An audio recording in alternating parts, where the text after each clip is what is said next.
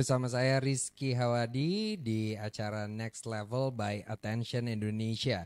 Dan kali ini kita akan ngobrol bersama Kak Monik. Jadi hari ini Kak Monik akan menyampaikan tentang designing designer. Wah, itu gimana tuh? Yang akan ngebahas tentang branding overview, designer responsibility, understanding perception, understanding how the designer's brains work, dan designer's traits. Langsung saja kita sapa Kak Monik. Hai Hai Om. Kak. Hai, thank you loh Kak udah partisipasi. Makasih, aku yang thank you buat opportunity-nya bisa hadir di acara Tension Indonesia. Thank Thank you you. Rizky, kita baru kenal sekali. Ini pertemuan kedua kita ya. Iya. Kak, mungkin Ah, nanti kan Kakak share screen ya berarti ya. Mungkin Kak Monik bisa memperkenalkan diri dulu ke teman-teman dan peserta yang ada di rumah. Jadi biar pada tahu nih siapa sih sebenarnya kreatif directornya SOSJ ini. Oke, oke. Gue perkenalin diri ya. Jadi nama gue Monik gitu. Gue sekarang 34 tahun. Uh, gue graduate dari Universitas Pelita Harapan, tempat graduate yang sama dengan partner-partner gue. Krista Gracia Linggar, Michael Krisyanto, Michael Kristiadi. Nah, itu tuh gue angkatan 2005. Gue 2005 graduate tahun 2009. Jadi sebenarnya udah long time ago sih. Masa kuliah tuh kayak 15 tahun gitu. Terus waktu itu zaman-zamannya era-eranya Pak Yongki Sapanayong. Itu tuh guru besar graphic design Indonesia. Beliau mungkin udah almarhum hari ini, cuma gue ngerasain ilmu-ilmunya dan uh, bukunya dia semuanya masih bisa gue terapin sampai hari ini. Tuh, gue belajar banyak banget dari dia. Dan juga kalau cerita sedikit nih, kenapa bisa terbentuknya SOSJ. Jadi ya setelah gue lulus, terus nggak keberuntungan ngebawa gue ketemu partner gue, Michael Krisyanto, Krista Gracia Linggar, dan Michael Setiadi. Kita ngobrol, kita punya visi yang sama. Ngobrol, terus gue ingat kalau katanya Jack Ma, umur 20-an tuh lo, udah lo hajar aja, lo nggak apa-apa lo salah, lo buat apapun yang lo mau dalam hidup lo, yang penting lo coba gitu. Akhirnya ya udah pas ya 3-4 tahun setelah lulus, gue memberanikan diri, pede banget, bikin kantor bareng partner gue. Sampai hari Ya. ini udah 10 tahun SOSJ. SOSJ hari ini 10 tahun, ya tahun ini 10 tahun, sorry. Tahun ini 10 tahun, mungkin nanti yang gue share sukanya aja ya, Iya. nggak usah dukanya. Soalnya gue orangnya melankolis, ntar jadi sedih nih acaranya. Boleh dong, Oke, share juga dong dukanya juga Kak. Biar pada oke, tahu boleh juga. boleh nanti di Q&A ya, di Q&A session boleh banget. Iya, Ntar kita share suka duka gimana sih bikin kantor gitu ya, dari nol banget kan kita iya. start sampai sekarang kita masih terus belajar, masih banyak yang kita belum tahu. Makanya kita di sini nih, gue pengen juga kita saling tukar pikiran, sharing. Karena menurut gue inspirasi bisa datang dari mana aja gitu, nggak ada yang lebih pintar, nggak ada yang lebih hebat, tapi kita saling menginfluence, saling belajar satu sama lain supaya intinya sih, poin gue kita harus lebih open minded supaya kreativitas itu bisa terus kebangun. Yes. Nah, mungkin gue langsung lanjut aja ya ke topik Boleh, boleh. gue. Kebetulan gue Boleh. siapin presentasinya. Gue khusus bikin buat acara ini dengan Thank you. topik designing designer. Mungkin sorry banget kalau misalnya ada kekurangan di presentasi ini, masih mungkin ada campuran Indo-Inggris, soalnya gue bikin agak buru-buru, jujur. Gitu, cuma ya semoga bermanfaat dan penjelasan gue ntar cukup jelas. Iya. Oke, kita langsung gue sharing screen ya. Oke, Kak Monik, waktu dan tempat aku persilakan. Thank you Kak Monik. Sebentar ya.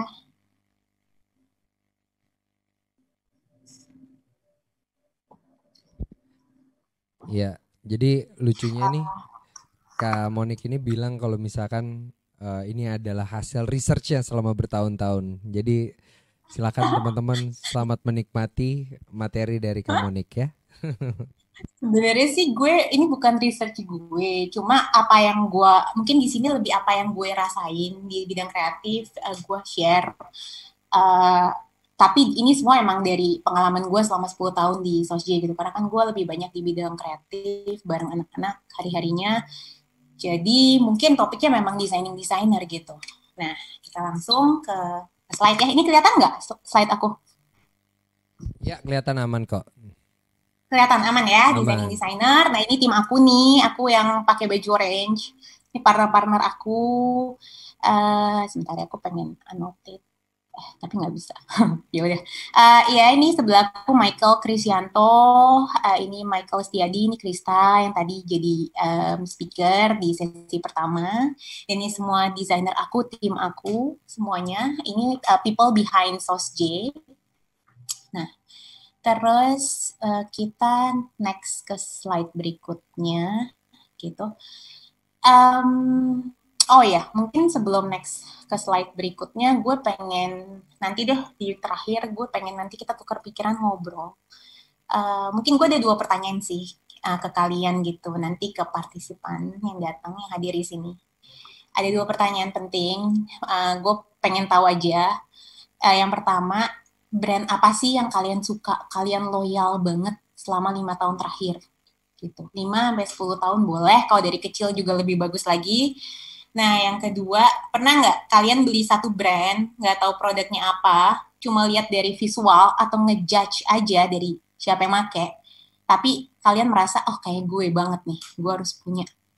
Nah, 2 pertanyaan itu mungkin nanti bisa di sesi terakhir setelah pembahasan topik ini. Nah, oke, ke next slide. Nah, ini kira-kira gambaran besarnya. Gue mau jelasin topik designing designer. Total ada 4 chapter. Gitu. Mungkin dari ide dulu kali ya, kenapa gue milih judul ini. Sorry, ngomong-ngomong suara gue jelas nggak? Jelas kamu Nick, aman kok. Okay. Nanti kalau misalkan Okay. tadi ada yang mau jawab pertanyaan bisa mau tanya ke chat box atau mungkin kalau misalkan mau nanya langsung bisa ke raise hand untuk kita live-in biar ngobrol sama kamu Nick. Siap.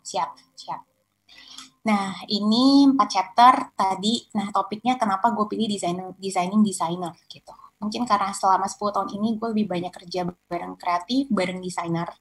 Nah, gue memiliki kesimpulan nih sebenarnya. Jadi, ini ide gue yang gue pengen share. Jadi, intinya sih, kenapa designing designer? Desainer yang didesain.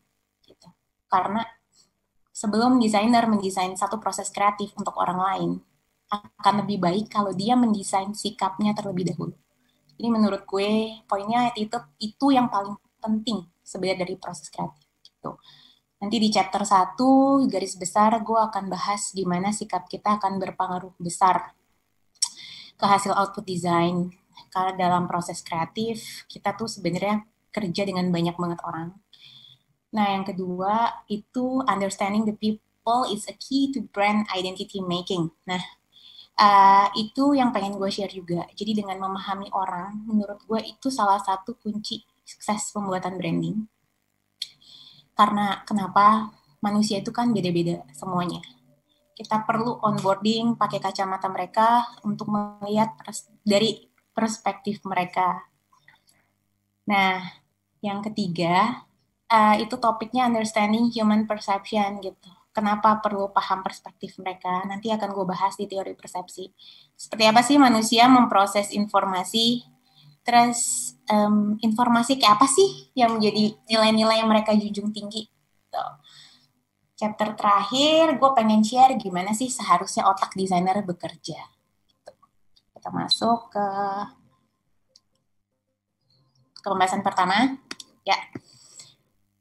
Oke, ini how our attitude impact to our design result.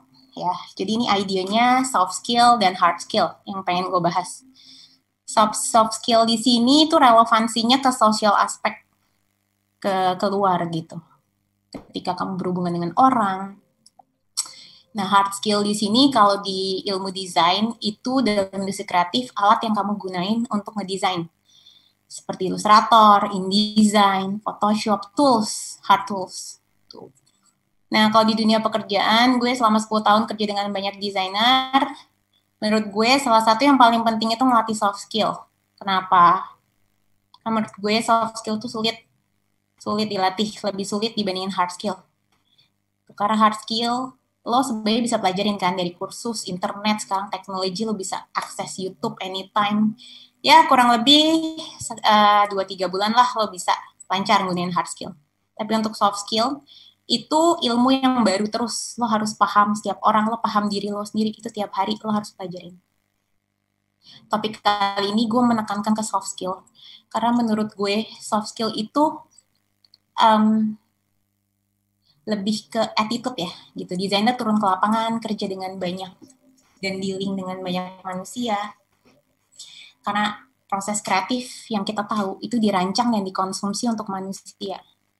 Nah, kita sebagai perancang perlu memiliki good character.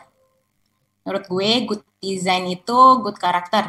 Kenapa? Karena karakter yang baik, output hasil kreativitasnya pun akan baik. Nah, gue akan ke slide berikutnya. Ini antara soft skill dan hard skill.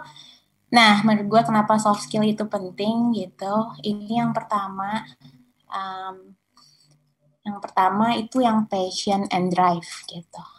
Menurut gue ini penting banget. Kenapa? Desainer tuh harus punya passion.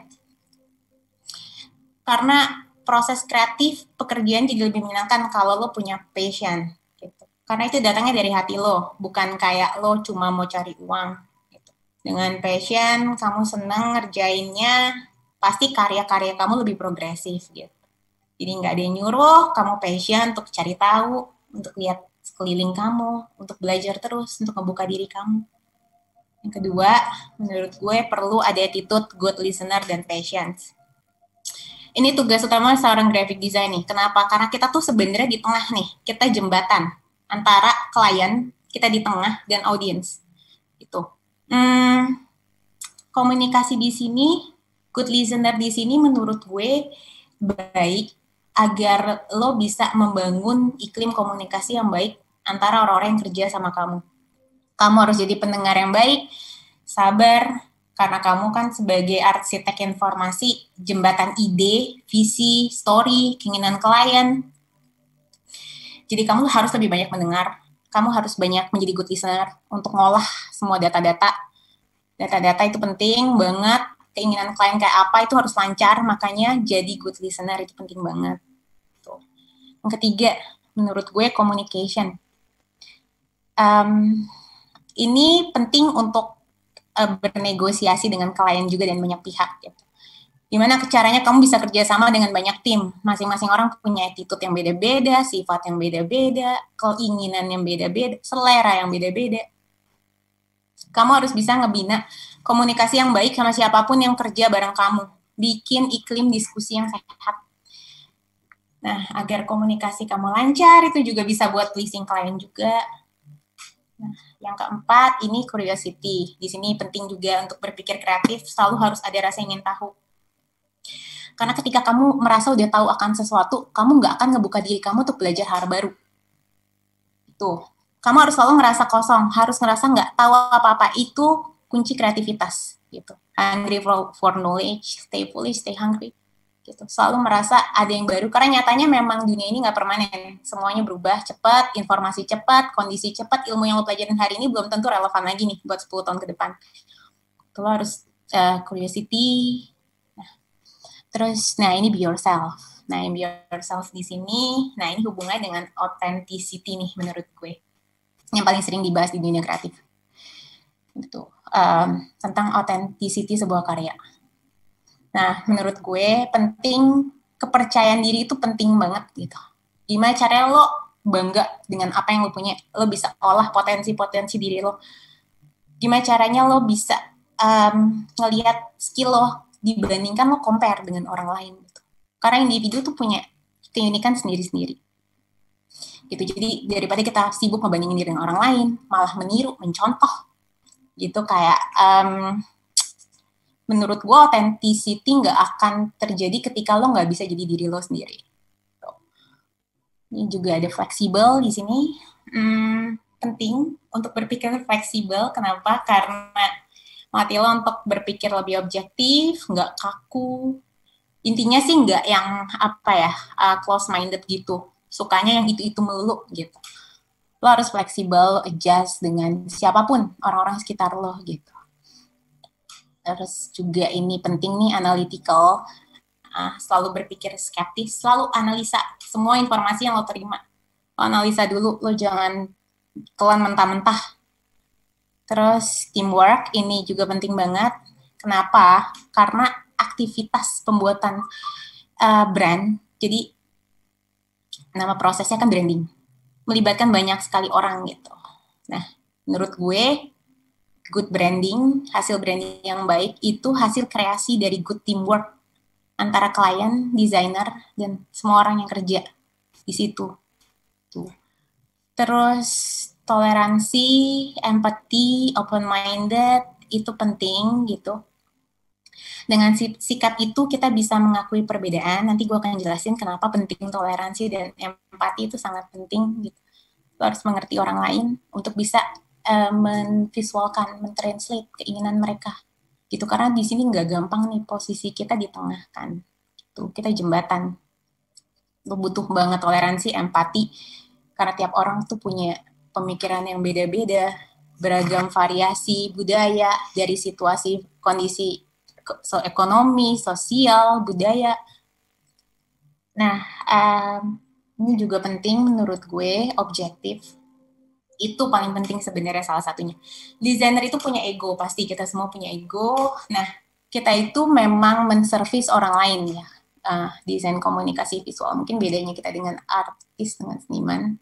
Kalau seniman bisa bikin karya, lo nggak suka karya gue nggak masalah gitu. Nah sekarang di sini masalahnya kita portal, kita jembatan gitu. Kita nggak bisa kayak gitu. Kita harus bisa ngelihat kacamata dari sudut pandang orang lain. Kenapa? Karena kita harus sangat berpikir objektif. Subjektivitas agak dikesampingkan dulu. Dan mungkin salah satunya subjektivitas klien mungkin bisa justru kalian olah jadi objektivitas kalian. Terakhir, problem solve gitu. Analytical, menggunakan kreativitas untuk memproses informasi gitu. Karena desainer tuh bekerja based on data, selalu based on research gitu. Jadi bukan tiba-tiba inspirasi memang inspirasi ada nanti di tahap terakhir. Proses yang masih dilalui itu research dulu pertama. Nah, ini soft skill and hard skill. Dan next, nah tadi kan gue sempat mention nih, kenapa menurut gue good design itu good karakter. Nah, karena ketika kita mendesain, bikin proses brand itu, proses branding, kita bekerja dengan banyak sekali orang, kita dealing dengan manusia, karena desain itu dirancang untuk manusia, dikonsumsi untuk manusia juga. Good design itu good karakter, karena desainer yang memiliki soft skill yang baik itu bisa ngelakuin proses kreatif lebih lancar. Karena proses kreatif atau proses branding dalam prosesnya itu desainer tuh kerja dengan banyak orang. Di sini diperluin attitude yang baik karena kamu harus menciptakan harmoni, teamwork, dan komunikasi yang baik dengan semua orang yang terlibat dalam proses branding. Sorry. Aku kayaknya perlu mute sesuatu. Sorry sebentar ya, aku stop share.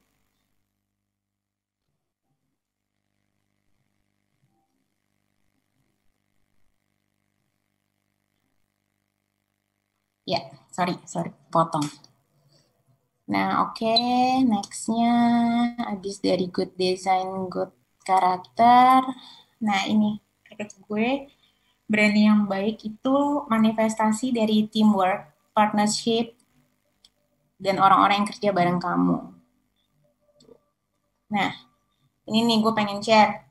Siapa sih orang-orang yang terlibat dalam proses pembuatan sebuah strategi branding? Seberapa banyak orang yang terlibat? Mungkin pertama-tama gue akan jelasin bedanya brand identity, sama branding. Brand itu eksistensi mereknya. Nah, untuk prosesnya membuat brand, proses kreatifnya kita sebut dengan branding. Nih, yang di tengah. Jadi, branding proses menuju pembuatan sebuah brand. Gitu. Dalam branding, proses branding kita kerja dengan para pelaku kreatif lainnya untuk mencapai satu medium yang bisa dirasakan semua orang. Ini yang kita sebut brand identity nih di sini. Gitu. Jadi kebayangkan berapa banyak orang yang terlibat dalam satu aktivitas pembuatan branding sampai sebuah branding layak dikonsumsi oleh manusia. Nah, tugas desainer di sini berat. Kenapa? Karena kita sebagai desainer, kita arsitek informasi yang mengolah dan menjembatani data-data ini nih, klien yang klien inginkan, yang klien mau produknya kayak apa. Semuanya kita kemas supaya sampai ke tengah nih, ke audiens. Mereka akan merasakan. Gitu. Jadi nanti end user-nya ialah audiens. Gitu. Jadi desainer tuh nggak pernah bisa kerja sendiri. Kita di sini, kita kecil banget sebenarnya. Kita part yang sangat kecil. Jadi ya untuk merealisasikan karya-karya ini jadi satu brand yang baik yang bisa dikonsumsi oleh audiens gitu, kita harus membina soft skill kita gitu, untuk bekerja bersama mereka nih yang ada di sini. Jadi kebayangkan berapa banyak orang yang terlibat dalam satu aktivitas pembuatan branding sampai sebuah brand menjadi brand identity yang layak dikonsumsi oleh manusia. Jadi kita nggak pernah kerja sendiri gitu. Jadi kita harus mengerti nih orang lain di sini. Nah, yang tadi gue udah jelasin, ya, kenapa soft skill penting? Karena dengan memahami soft skill, desainer bisa lebih paham manusia. Kenapa perlu paham manusia nih? Pertanyaannya kan, apa pentingnya? Karena pada realita, pada saat seorang desainer merancang sebuah penciptaan identity, seorang desainer terlibat dengan banyak sekali manusia di dalamnya. Desain tentang personality, selalu mengacu ke psikologi audiens. Persepsi dapat terjadi ketika seorang desainer grafik memiliki soft skill yang baik. Manusia itu kompleks, keinginannya banyak, persepsinya banyak, datang dari banyak culture, situasi yang berbeda-beda, keinginan yang berbeda-beda, dari sosial ekonomi yang berbeda, agama, budaya. Nah, di sini kita harus paham banget gitu, siapa, desain untuk siapa, dan siapa yang orang-orang yang kita kerja bersama.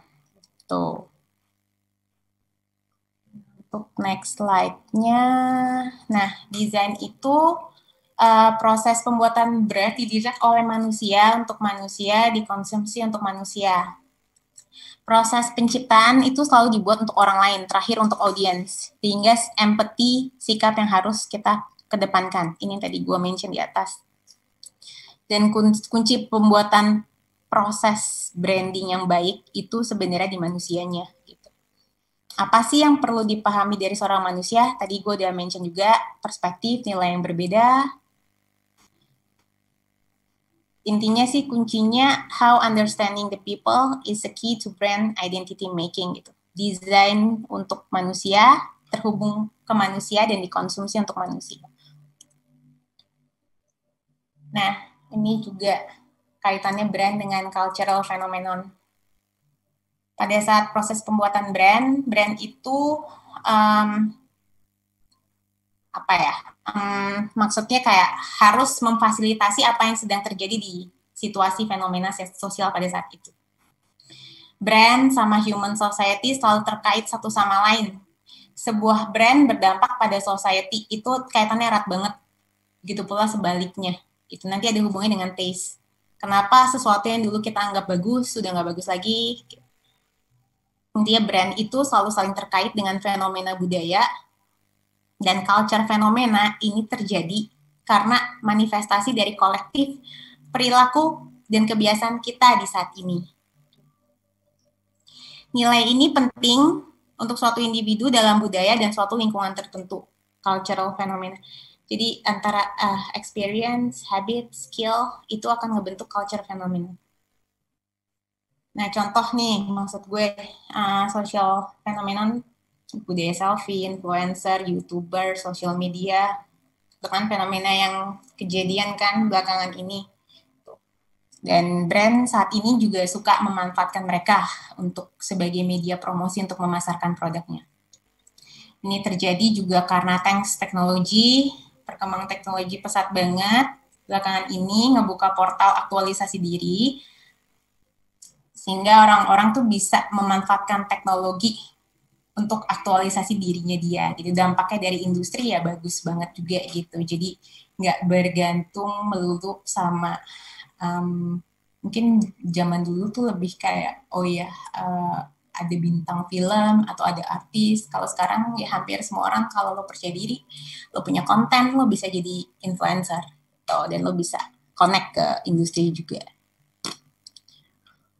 Nah ini nih menurut gue brand, society, cultural phenomenon tuh mereka semua satu, nih satu jalan, satu garis gitu. Mereka harus engaging satu sama lain. Ya, ini human dengan habitnya, dengan apa yang dia lihat, apa yang dia konsumsi, membentuk society yang akhirnya menimbulkan satu fenomena culture, dan brand ini akan dampaknya selalu kena ke brand. Itu brand dan cultural phenomenon saling terkait. Nanti akan gue jelasin. Nah, gimana sih caranya menangkap kebutuhan dari suatu society? Nah, di sini ada 3 kacamata sih, tergantung kebutuhannya. Kacamata yang pertama, kacamata dari pelaku bisnis. Jadi lihat selalu dari 3 kacamata. Kacamata yang pertama pelaku bisnis, apa story, apa goals-nya mereka, visinya mereka apa sih, produknya mereka apa. Itu visinya dan goal-nya apa, story-nya apa. Yang kedua, kacamata dari karakter produknya sendiri, apakah dia produk atau jasa, cari tahu apa SWOT-nya, USP-nya, positioning-nya. 3, kacamata dari kebutuhan market atau audience. Nah, di sini penting nih, nilai-nilai atau image apa sih yang mereka idolakan atau mereka butuhkan. Nah, ketiga itu kacamata pelaku bisnis, produk, dan market itu sebenarnya harus harmoni, harus jalan. Nah, kadang nih kesulitan desainer suka di sini, kadang keinginan yang pertama dengan yang kedua suka clash gitu. Jadi ya cuma kita selalu balik lagi ke customer gitu, karena terakhir yang akan mengkonsumsi mereka gitu. Jadi kita biasa selalu lebih menitik beratkan pada kacamata yang ketiga, kacamata customer gitu. Karena mereka akan mengkonsumsi gitu. Nah, untuk tahu yang dibutuhin society apa, desainer itu yang kayak gue bilang, soft skill yang digunain sebagai lo stay fully, stay hungry, terus ngelihat, observer, selalu belajar apa yang terjadi di lingkungan lo gitu. Karena itu nanti dampaknya akan sampai ke pekerjaan lo nih kalau ada di industri kreatif. Nah,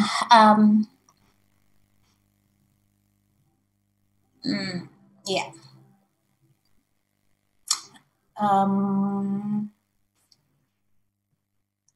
Ya.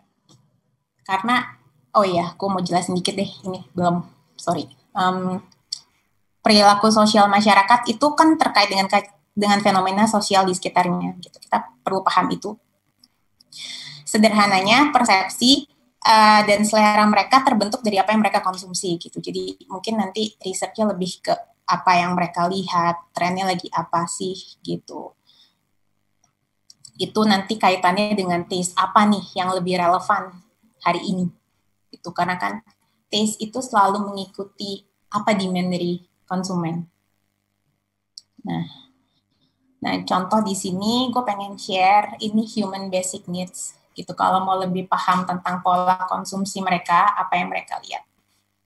Ini grafiknya dari Abraham Maslow, nih hierarchy of needs. Nah, ini dialog manusia, terdiri dari nilai-nilai yang dia anut, kepercayaan, moral. Yang paling bawah ini yang basic, kayak makanan, minuman, baju, tempat tidur. Yang kedua itu safety needs, kebutuhan yang kayak rasa aman, sebenarnya kayak proteksi diri, kesehatan, keuangan. Yang ketiga, grafik yang ketiga dari atas itu belonging needs. Itu adalah kebutuhan untuk rasa terhubung dengan sosial, dengan keluarga.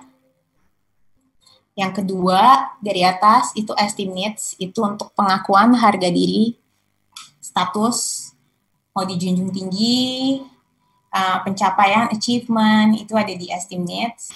Yang terakhir puncaknya itu di self actualization.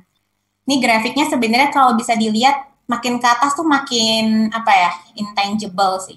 Makin ke bawah makin tangible, makin abstrak kebutuhannya. Di grafik paling puncak bawah masih basic human needs, di atas udah lebih abstrak gitu, yang di atas lebih semua yang mencapai potensi the most mungkin bisa terbaik, tercantik, terpintar, terkenal, semuanya ini yang di atas gitu. Dan ini kaitannya nanti sama brand, sama industri, sama society. Nah, gue mungkin kasih contoh di slide berikutnya nih, mungkin dampaknya, kenapa mereka semua saling terkait dan terdampak nih. Mungkin ketika lagi COVID nih, situasi COVID, tiga grafik di atas itu tuh udah hancur gitu. Karena orang mungkin lebih fokusnya ngelihat apa yang basic. Nah, ini salah satu contoh nih, bagaimana kondisi sosial saat ini berdampak banget ke kebutuhan manusia.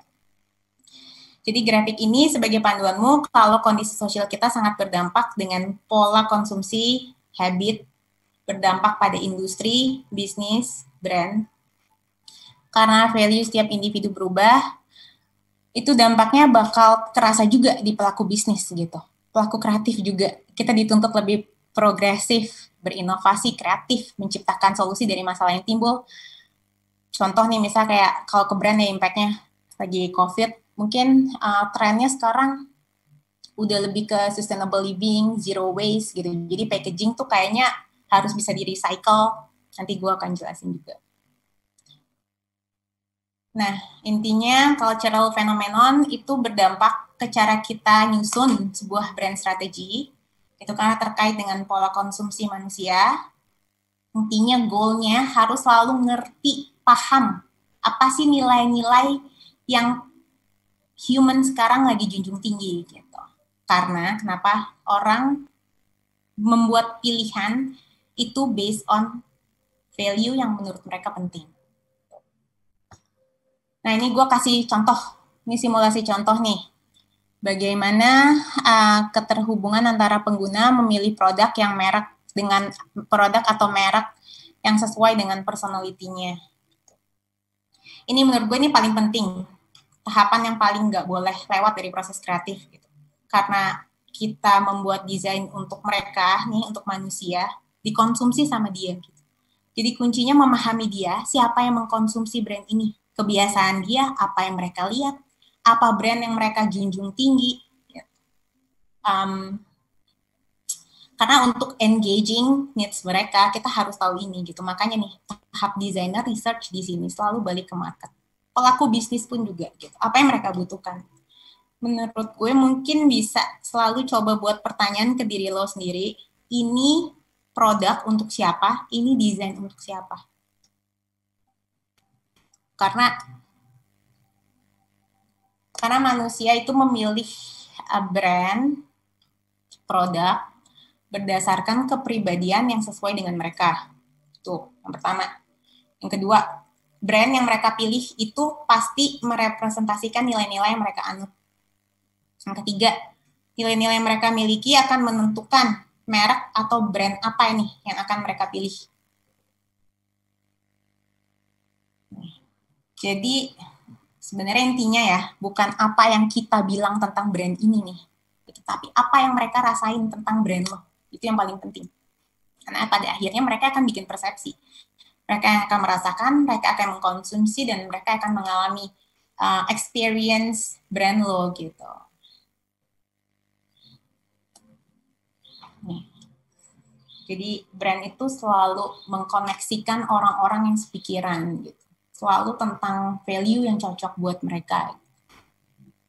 Orang itu beli, kadang ya tadi, makanya pertama gue sempat tanya 2 pertanyaan penting itu, kenapa brand yang lo pakai dari lo kecil, dari lo dari lo kecil tuh paling baik, berarti lo loyal banget sama brand itu, atau 5 tahun terakhir juga itu termasuk cukup loyal terhadap satu brand, atau brand yang lo even nggak tahu produknya apa, tapi lo lihat siapa yang pakai, atau lo lihat image-nya mungkin cool, keren, lo jadi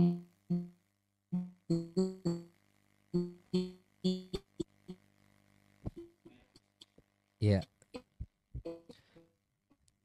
Kak Monik, sepertinya sinyal Nah itu sih, brand itu, oke, sorry, kali telepon mas. Kak Monik, Oke, Kak Monik. koneksinya nggak stabil. Ya, sorry, mati ya tadi. Iya Ya, tadi halo, suaraku kedengeran nggak? kedengaran Halo? tadi sempat Iya, agak tadi sempat mati, sorry. iya. Iya, tadi ada telepon masuk, sorry. Iya, ini nanti jadi. Oke. Lanjut Kak, lanjut. Oke. Jadi brand, oh ya memang ya, sampai connected like-minded people, iya. Brand itu tuh selalu menghubungin orang-orang yang punya nilai, taste, selera, personality yang mereka anggap cocok dengan brand itu. Jadi apa yang connects their value gitu. Jadi ya misal kayak gue merasa diri gue elegan gitu. Jadi gue akan memilih brand yang menurut gue bisa elevate karakter elegan gue. Gitu. Contohnya kayak gitu. Nah ini gue next slide. Nah ini brand as people, people as brand. Makanya menurut gue understanding the people is the key to brand identity making. Kenapa? Personality itu yang paling penting dalam proses kreatif. Sebuah brand harus punya karakter. Karakter itu tuh yang nantinya bakal engaging ke audiensnya. Karena pada akhirnya yang tadi kayak gue jelasin, audiens selalu mencari brand yang bakal connect ke mereka. Sesuai dengan personality mereka. Kalau produk mungkin yang cocok gitu. Misalnya kayak ya, jadi makanya menurut gue kayak brand dan produk itu juga harus laras ya gitu. Mau kelihatannya kemasannya makanannya enak, produknya juga harus enak gitu. Kalau visualnya enak tapi produknya nggak enak, orang juga mungkin nggak akan beli. Jadi sebuah brand, balik lagi, brand as people, people as brand. Jadi sebuah brand itu harus merepresentasikan sebuah sosok figur dari apa yang target market itu idolakan. Beri kepribadian yang unik pada brand, itu ngebantu brand kehubung secara psikologis. Karena mereka connected, mereka ngerasa, ini gue banget. Akhirnya membuat mereka connect, dan terakhir loyalitas akan sebuah brand tercipta. Jadi ketika brands itu hidup seolah-olah dia manusia, dia hidup, orang akan lebih loyal. Dia merasa brand itu even mungkin sampai gilanya representasi gue nih. Misalnya kayak gue pakai merek yang cool, ini gue banget. Gue pengen orang lihat nih, gue pakai ini. Itu yang penting di situ. Yang paling penting juga ini sih, sampai dia bisa ceritain ke temennya brand yang dia konsumsi, kata-kata semacam, ini brand gue banget gitu. Dia proud gitu pakai brand itu. Ya, kira-kira gitu. Nah, dengan begitu brand personality itu penting banget pada saat proses strategi untuk audiens. Nah, ini nextnya, ini tadi kan brand as people, people as brand. Nah, ini tipsnya. Sederhananya gini. Misalnya dari kacamata lo sebagai sebuah brand nih. Misal lo sebagai sebuah brand. Lo pikirin aja, lo pengen jadi orang yang kayak apa. Nah, tapi kalau sebagai seseorang, nah ini kaitannya dengan self-branding nih. Lo pikirin, lo pengen jadi brand apa yang lo anggap sesuai dengan personality lo. Contoh, sederhananya, yang lo anggap cool, yang lo anggap keren, bagus.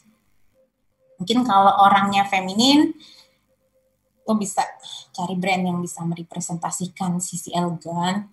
Kalau sporty, lo orang yang sangat sporty, suka olahraga, mungkin ya acuan lo ke brand-brand yang mungkin bold, dynamic, kayak Nike, Adidas.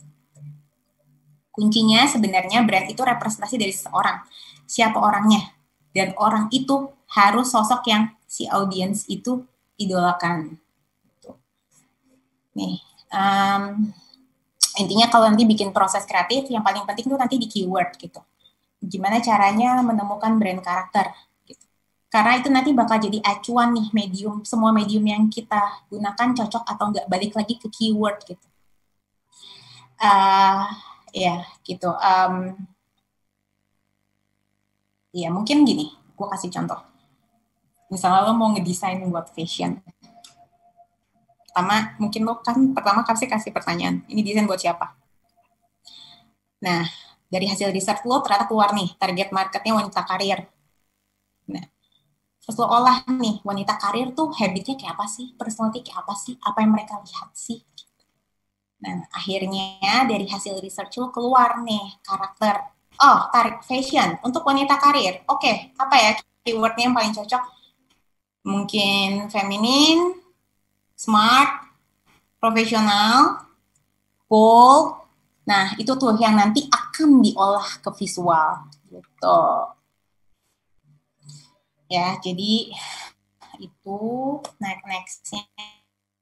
Nah, makanya menurut gue desain itu relate banget sama psikologi. Karena yang di sini yang ingin digali itu personality kayak apa sih gitu. Ini gue sedikit share nih kalau pengen tahu lebih banyak tentang psikologi. Ini Carl Jung, Bapak psikologi dunia. Nanti bisa di Google kalau pengen tahu tentang psikologi lebih dalam. Tujuannya apa nih lo belajar psikologi? Tujuannya supaya lo lebih fleksibel nanti, menambah wawasan lo juga gitu. Dan ya menambah wawasan lo juga ketika nanti proses kreatif lo mesti bikin keyword gitu. Gitu. Jadi lo bisa keluar dengan keyword-keyword yang mungkin lebih nggak apa ya nggak biasa gitu. Nah ini kaitannya dengan tren tadi gue bilang. Gitu. Pola perilaku manusia ini hubungannya sih sama taste. Dunia itu pasti berubah. Itu pasti yang kita tahu. Apapun itu bentuknya. Nah, kita sebagai desainer harus fleksibel untuk beradaptasi dengan perubahan zaman. Makanya flexibility ini penting nih. Tadi gue bahas di atas kan, kita harus fleksibel, open-minded, observer, buka mata, buka telinga. Pokoknya lihat sekeliling duniamu lagi kayak apa. Kondisi sosial ekonominya kayak apa. Karena kenapa? Karena itu nanti erat banget kaitannya dengan pola perilaku manusia. Jadi kondisi cultural fenomena hari ini merefleksikan perilaku manusia hari ini juga. Berimbas pada apa? Pada tren. Gitu. Pada demand-nya apa nih hari ini? Tren itu kaitannya dengan apa nanti? Dengan taste. Gitu. Gitu.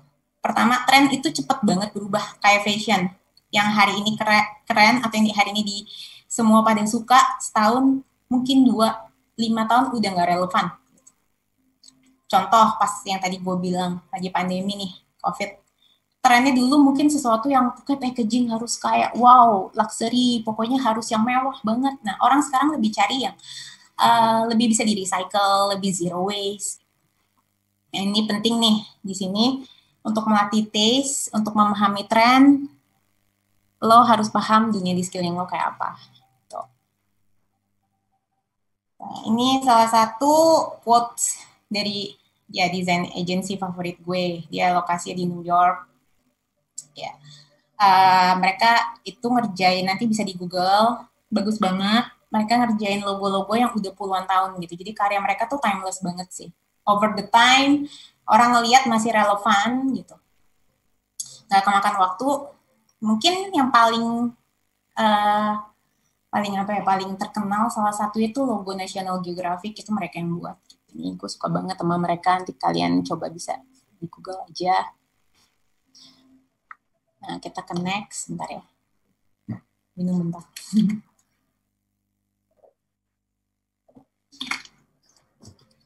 Nah, ini kronologi pola pikir manusia. Gue pengen share di sini. Kenapa? Karena orang memilih sesuatu berdasarkan apa yang dia rasakan penting buat mereka. Sesuatu nilai-nilai yang mereka anggap penting gitu.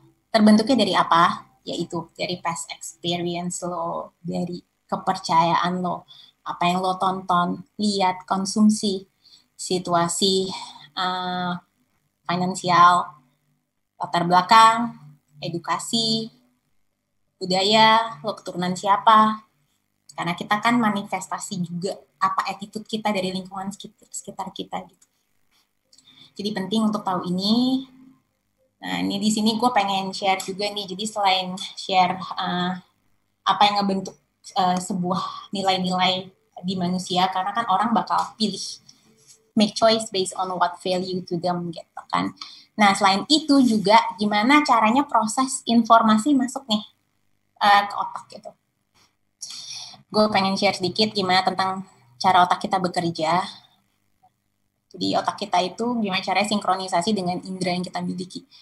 Nanti hubungannya di sensory perception. Jadi manusia bisa merasakan pengalaman experience apapun. Kayak, oh gue suka, oh ini harum, oh ini elegan, itu distimulasi selalu dari indranya kan. Gitu. Dari lo ada hidung, mata, telinga, lidah, penciuman, tangan, indera lo. Sebagai gambaran nih, lo ngelihat satu objek, mata lo melihat, pikiran lo menanggapi. Hidung lo cium, pikiran lo menanggapi. Telinga lo mendengar, pikiran lo menanggapi juga. Recall memori, ini keinget apa ya gitu. Ada memori yang indah nggak? Gitu. Memori yang buruk. Mulut mengecap, pikiran pun menanggapi. Tangan meraba, pikiran menanggapi. Jadi pikiran itu tuh sebenarnya nge-record memori sama data-data yang terekam dari experience lo di masa lalu. Memorinya bisa berupa sensasi yang menyenangkan atau enggak gitu. Dan itu lewat dari indera lo kan. Gitu. Nah, di sini dalam proses branding, kenapa perlu tahu ini? Karena dalam proses branding, untuk bisa membuat satu branding identity yang dirasakan customer,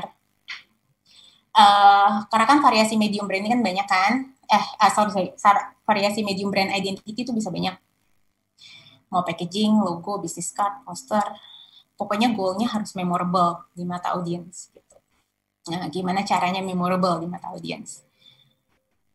Nah, yang tadi kayak gue jelasin, cara kerja indera. Nah, mata itu digunakan untuk melihat. Nah, pikiran kita itu isinya data, ya, kata-kata, gitu, dari apa yang indrawi kita rasakan. Nah, ini melalui riset, ya, riset terbaik komunikasi yang paling efektif dan memorable.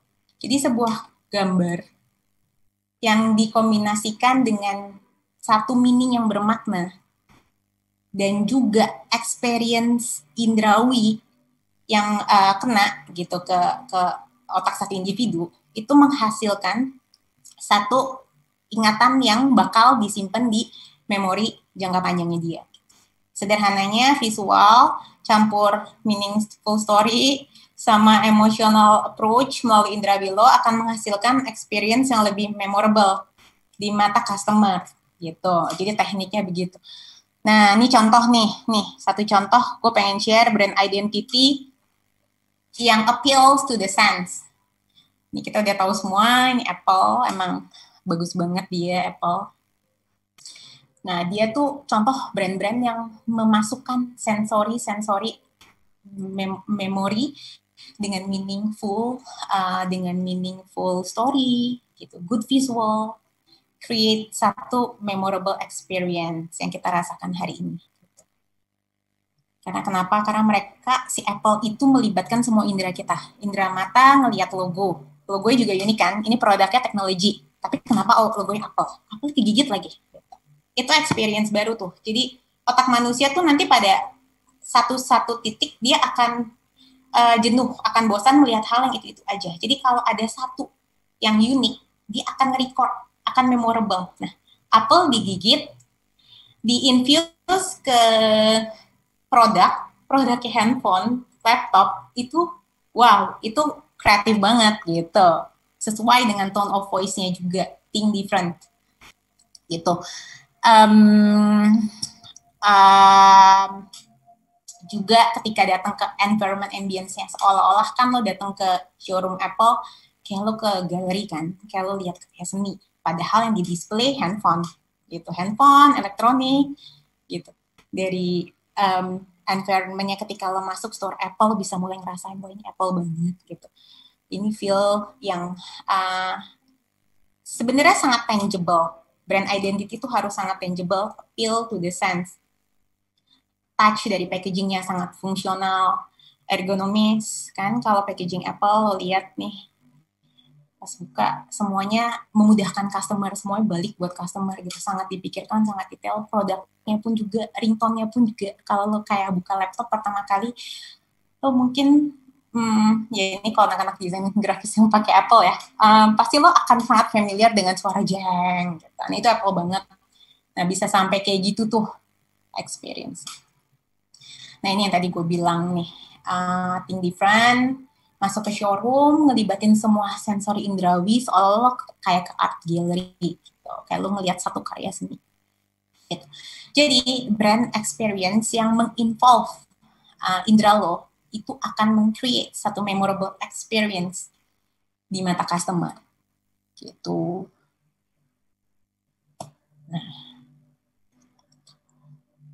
Nah, ini semua proses yang tadi gue bilang, you can see, you can touch, you can hold, you can hear, you can watch. Itu melibatkan kombinasi indrawi. Penciuman, pendengaran, kalau lo menyentuh teksturnya kerasa apakah dia soft, atau dia gloss, ataukah dia rough. Semua experience itu, kalau kamu suntik ke personality branding strategi kamu, itu key sih untuk bikin orang ingat terhadap brand itu. Gitu. Karena kenapa? Ada emosi di dalamnya. Ada emosi, ada experience, good experience, create good memory, lebih memorable di mata customer. Gitu. Nah, jadi itu memasukkan elemen-elemen emosi ke mereka, ke brand, ke medium brand identity yang mereka bisa rasakan. Sebenarnya medium brand identity itu nggak dulu cuma packaging, nggak cuma environment, nggak cuma business card, letterhead, atau signage. Kalau eksplorasinya sejalan harmoni dengan produknya yang sangat mungkin wah eksperimen banget atau progresif banget, evolve banget, tuh bisa sampai mungkin ke tanaman medianya gitu. Karena kita multidisipliner. Apapun mediumnya bisa bermacam-macam. Gitu. Nah, nih bespoke branding. Gue mau bilang tentang bespoke branding yang tadi gue bilang ini tentang karakter. Selalu pikirin desain untuk siapa, cari personality siapa yang cocok merepresentasikan itu. Jadi sebenarnya ya branding itu harusnya memproyeksikan mimpinya si customer gitu. Ya yang tadi gue bilang, misalnya kalau kamu merasa, oh gue sporty, gue akan pilih Nike. Gitu. Kalau ingin sesuatu yang timeless, mungkin pilihan mobil kamu bisa Mercedes. Ada di bawah.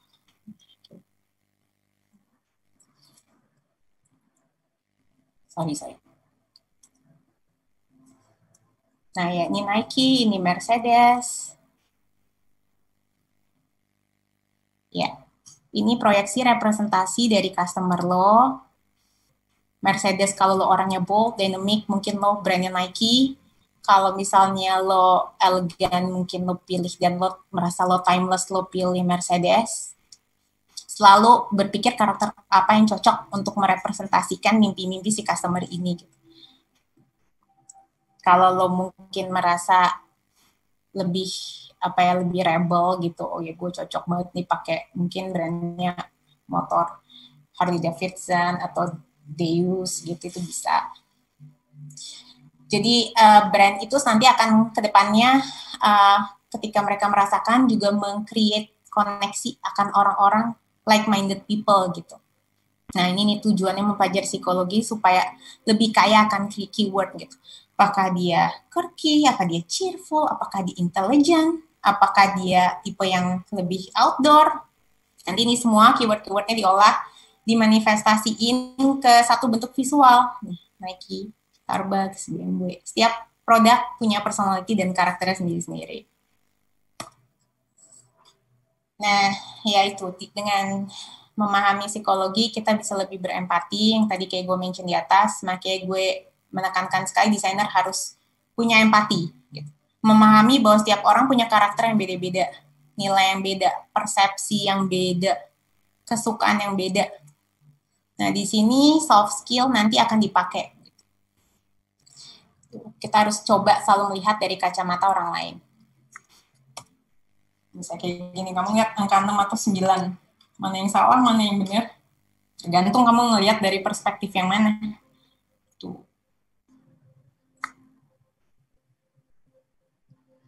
Nah, ini persepsi. Nah, mungkin ini nanti hubungannya dengan visual perception ya. Pertama kan persepsi itu kesan. Kesan yang hadir ketika kamu nangkep satu informasi. Kesan, makna, informasi, pengalamanmu akan suatu objek, terus kamu masukin ke otak.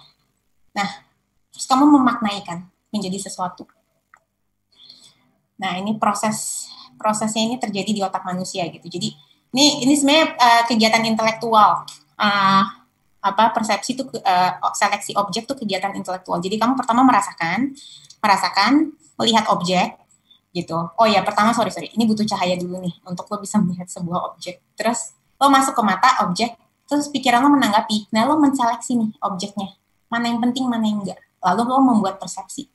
Gitu. Intinya pikiran itu tuh selektif banget. Hanya mau melihat apa yang kita pengen lihat. Dan mau inget apa yang menurut kita menimbulkan good experience atau bermakna.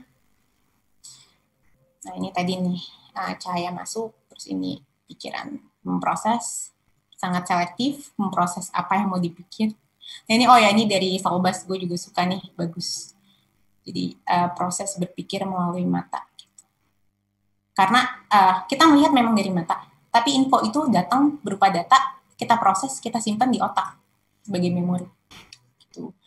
Nah, ini salah satu contohnya tindakan selektif ya dan persepsi. Setiap orang lihat dengan kacamata beda-beda, menimbulkan makna yang beda-beda pula. Gitu. Setiap orang punya maknanya sendiri.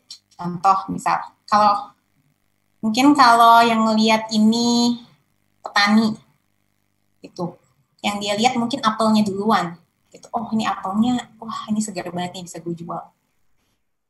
Kalau prajurit yang lihat, mungkin yang dia lihat, wah, ini batangnya bisa gue jadiin senjata nih. Mungkin kalau pendaki gunung yang lihat, gitu mungkin, oh ya nanti ini bisa gue jadi survival, alat buat gue survival mode gue nih nanti bisa jadi mungkin daunnya atau batangnya bisa jadi api unggun nanti. Nah, ini kaitannya dengan taste. Gitu. Semakin banyak kamu ngeliat, semakin terlatih indramu untuk tahu ada yang salah dan kurang detail. Ini hubungannya dengan cara melatih taste. Jadi semakin banyak lihat, buka pikiranmu sebesar-besarnya itu kunci melatih taste, melatih kreativitas. Kosongin pikiran, isi dengan informasi baru. Karena ketika kamu semakin banyak lihat, secara nggak langsung tuh kamu jadi tahu, oh ini kok ada yang nggak balance, ini ada yang nggak proporsi, ini kayak ada yang salah deh. Itu terlatih gitu. Jadi sebenarnya kalau gue bisa bilang gini, taste itu kayak muscle gitu, itu kayak otot, itu bisa ngelatih gitu. Itu harus dibangun, yes, lu harus membangun itu gitu dengan cara melihat, tapi mudah didapat menurut gue. Good taste itu gampang banget didapat. Kuncinya lu cuma perlu buka mata lo sebesar-besarnya, lihat banyak hal di sekeliling lo. Dan yang lo lihat nggak cuma sesuatu yang lo lihat, yang lo dengar gitu, yang lo lihat, yang lo dengar, yang lo rasakan dari indera lo gitu. Kenapa? Karena gue percaya inspirasi itu datangnya dari manapun. Bisa dari telinga, dari lo dengerin musik, dari lo lihat sesuatu, nonton, atau lo lagi makan, atau lo cium aroma tertentu gitu, yang create good experience. Intinya kuncinya menjadi kreatif itu membuka pikiranmu sebesar-besarnya. Dan paham diversity juga. Kita harus paham individu itu beragam. Gimana ya? Mungkin ini diversity itu juga melatih desainer tuh untuk nggak suka yang itu aja gitu. Kayak kadang tuh ya ini aku share aja ya pengalaman. Desainer tuh emang lumayan sering suka yang itu aja gitu. Kadang-kadang yang dia merasa ya sama gitu. Kita semua human. Oh ini yang kayaknya gue lebih suka desain yang lebih minimalis nih gitu. Oh kalau gue kayak tipe yang lebih ya gitu, lebih maksimalis gitu. Desainer tuh punya ego. Tapi kita sebagai arsitek informasi, jembatan, portal, keinginan klien ke audiens, kita harus bisa memahami diversity gitu. Orang-orang dari culture yang beda, sharing different value, having different belief or religion, coming from different social economy, punya edukasi yang beda-beda. Nah, nih, mungkin gue kasih satu studi case deh, contoh yang biasa gue temuin di industri kreatif. Kenapa ini penting? Ini semua yang gue jelasin ini penting.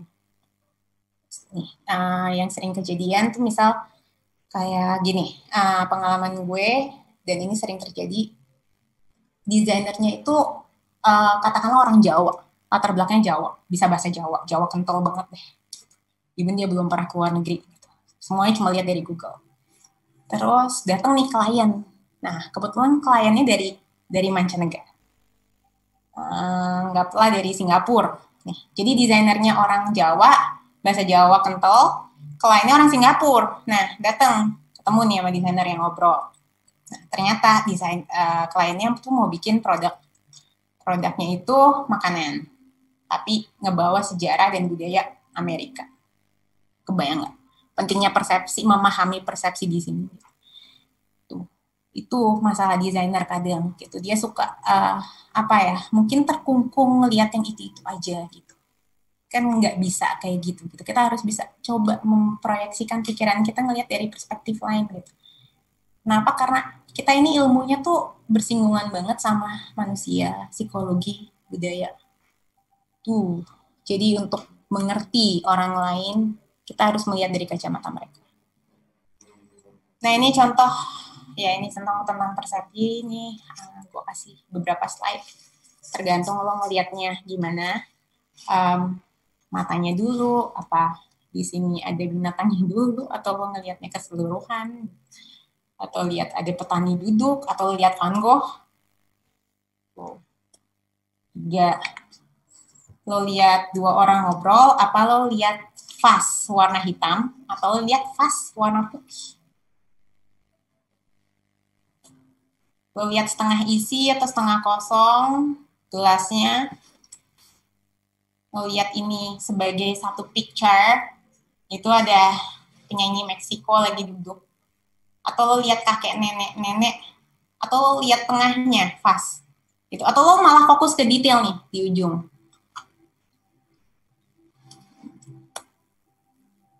Ya, lihat 3 atau 4 atau 3, mana yang salah, mana yang benar, nggak ada yang salah, nggak ada yang benar sih sebenarnya. Tergantung lo ngelihat dari mana. Sebagai M, sebagai W, kaki 3, kaki 4. Mau lihat kapal atau lihat pulaunya duluan. Oh ya, ini agak melenceng nih, ini sedikit apa ya, refreshing mata kali ya. Ini karyanya desainer grafik kesukaan gue, mediumnya dia banyak banget. Salah satu instalasi art. Nah, dia kreatif banget. Dia gimana caranya memanfaatkan perspektif manusia ke dalam bentuk medium instalasi. Jadi ini kayak dia mengumpulkan rongsokan-rongsokan, tapi shadow-nya ngebentuk geisha lagi pakai payung. Kalau di sini refleksinya tuh berupa refleksi berupa kapal. Ini juga. Ini menurut Elon Musk.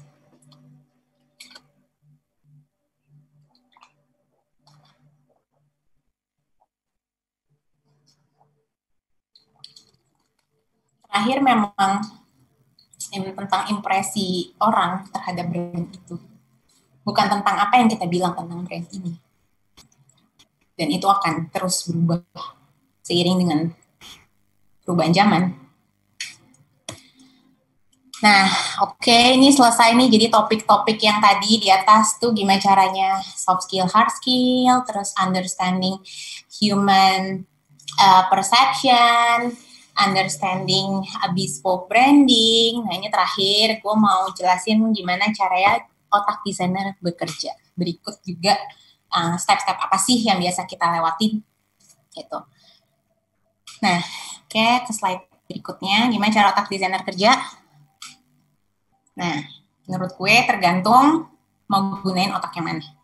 Kalau lihat lo pakai otak kiri, lo ngelihat 1 tambah 1 2. Nah, kalau lo lihat pakai otak kanan, 1 tambah 1 jadi jendela. Nah, sekarang idenya yang pengen gue sampaikan sebenarnya gini. Desainer itu kerja menggunakan 2 otak. Karena ada critical thinking dan creative thinking di sini. Nggak cuma creative thinking. Mungkin common sense orang-orang selalu berpikir, oh seorang desainer grafis itu harus kreatif. Gitu. Nggak juga. Gitu. Dua-duanya otaknya dipakai. Gitu. Dua-duanya dipakai untuk membuat kreasi yang baru, yang memorable. Create satu meaning baru. Gitu. Kalau kita pakai dua-dua otak ini, mungkin kita bisa bikin satu persepsi image baru, bukan dua, bukan jendela, tapi 2 jendela. Tuh. Nih kalau kita pakai 2 otak, contoh. Tuh, jadi ini ada meaning baru 2 jendela, orang bisa lebih memorable. Gitu. Dan ya bakal lebih ke keingatan ya. Nah, ini gue lebih seneng bilang, makanya nih judulnya kenapa where the left meets the right gitu. Nah, otak kiri, otak kanan lo pakai, lo ajak kerja sama, bukan yang mana yang lebih dominan. Kenapa? Karena proses kreatif melibatkan kedua-duanya. Nih, dikritik, kalau lo tipe yang lebih, ya setiap orang punya pembawaan dari gennya sendiri-sendiri dari lahir, lo lebih dominan kiri atau kanan. Itu sebenarnya tergantung dari apa yang lo latih juga sih, kebiasaan lo juga. Bisa, ini mungkin dilatih juga gitu. Mungkin tapi memang lo lahir misal lebih dominan, oh gue kayak lebih otak kiri deh, gue kayak kurang kreatif gitu. Oke, nggak apa-apa, nggak masalah. Lo bisa lihat banyak reference untuk melatih kreativitas lo gitu, membuka pikiran lo untuk informasi yang banyak supaya pikiran lo lebih luas. Mungkin tipe yang kayak kayaknya aku kurang ini nih, kayaknya aku kurang apa ya, aku nggak suka gunain otak kiri. Nah, itu kan apa ya, kayak close minded kan gitu, lo sendiri nggak mau ngebuka diri lo untuk sesuatu yang baru. Nah, tapi emang pada terapannya ilmu ini ketika lo kerja lo akan pasti gunain dua-dua gitu. Otak kiri lebih logical, analysis, rasional, fact, sequential, objektif, ngelihat sesuatu secara persatu-satu, words, language, order, pattern, lebih detail oriented, math, science, practical. Otak kanan lebih creativity, imagination, visualization, art, feeling, hal-hal yang berbau abstrak, intuitive, simbol, image, spatial perception, synthesizing, empathy, emotional, aesthetic, melihat sesuatu secara luas ya, holistik, lihatnya bigger picture-nya dulu gitu. Itu pakai otak kanan. Nah, ini nih proses kreatif, nanti gue jelasin.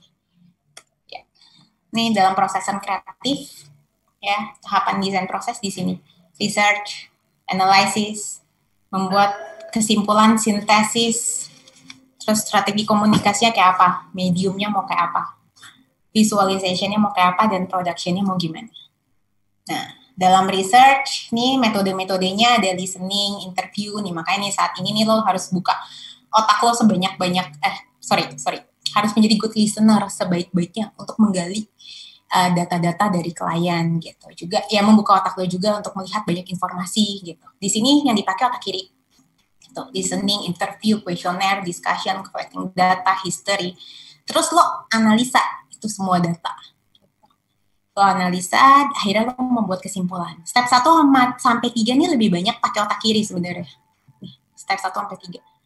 Kenapa ini perlu nih? Ini tahapan research, itu tahapan yang paling penting dalam proses kreatif. Kenapa? Untuk kita nggak berpikir subjektif, mengidentifikasikan problem dari masalah yang memang relevan. Jadi nggak mengada-ngada dari demand-nya kayak apa. Tuh ini step-step nih yang harus dilakukan. Nah, dari sini akhirnya setelah bikin hipotesa, keluar nih brand karakter keyword. Ini yang paling penting. Ini kenapa gue bilang penting? Karena di sini dia akan menghubungkan dengan next step, mediumnya mau apa, visualisasinya mau kayak apa. Gitu. Jadi brand karakter itu yang menghubungkan antara step research dengan visual. Gitu. Jadi di sini ada keyword, ada brand karakter, USP, positioning, nanti kita create mood board. Nah, mungkin kalau di Sosj, share sedikit, di tahapan pertama proses research, nanti kita tuh berangkat selalu dengan kuesioner. Kita biasa kirim data berupa banyak pertanyaan-pertanyaan gitu, tentang produknya atau servisnya, image apa yang dia pengenkan, target marketnya siapa. Nah dari situ tuh biasa kelihatan tuh kayak, oh ini kayaknya visi klien, ya kan ada 3 perspektif tadi gue bilang, klien, produk atau servisnya, sama audiens. Kok ini tiga-tiga tuh semua nggak sejalan deh. Nah itu masalah selalu bermasalah di situ. Itu kendala yang selalu dihadapin gitu, karena susah kan kalau gimana ya, mungkin sederhananya gini, yang kita mau visualisasikan untuk audiens, ini desain untuk audiens, tapi kliennya tuh ya mohon maaf, misal um, terlalu subjektif. Oh, gue nggak suka ini gue nggak suka nih.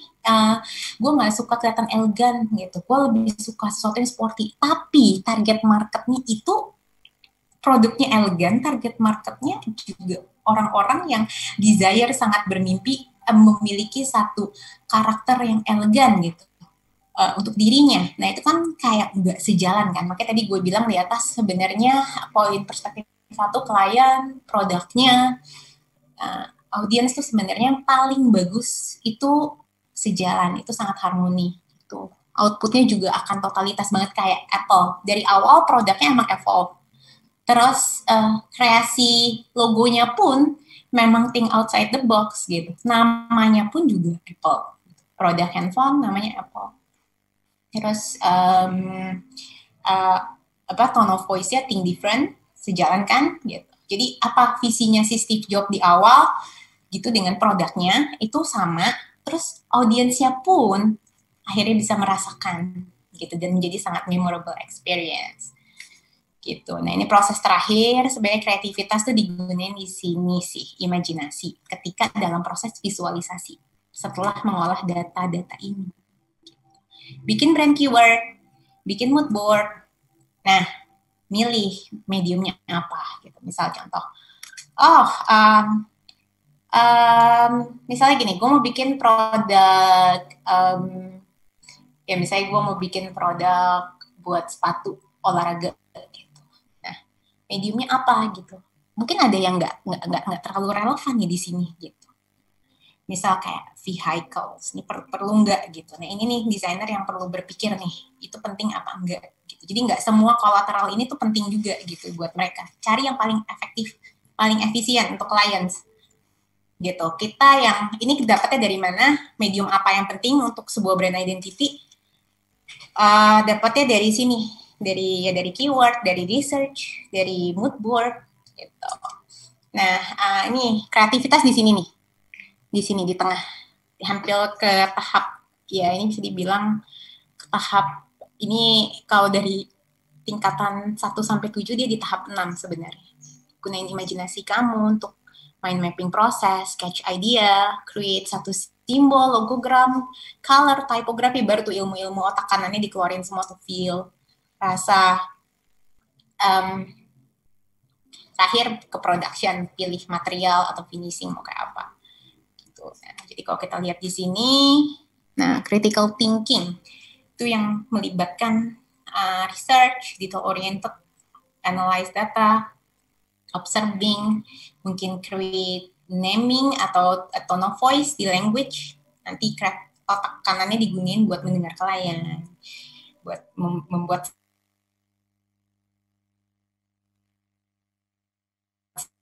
satu visi gitu, melihat bigger picture, interview, discussion, empathy, create mood board. Oh ini koneksi internetnya nggak stabil. Nah, ya terakhir ini mungkin agak interaktif sih gitu, interaktifnya agak apa ya, just for fun sih sebenarnya. Ini kayak ini doodle gitu, ini doodle. Mungkin pengen kalian juga, jadi ada 3 PR tuh. Yang pertama PR, brand apa yang kalian tuh loyal banget dari 5 tahun atau dari kalian kecil selalu pakai. Yang kedua, itu brand yang kalian tuh nggak tahu produknya apa, tapi gue ngeliat tuh keren aja terus gue beli.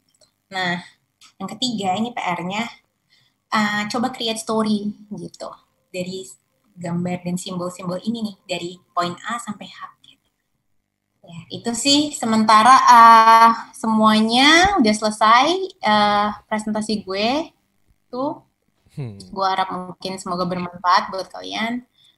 Ya, thank you buat opportunity-nya. Thank you Kak.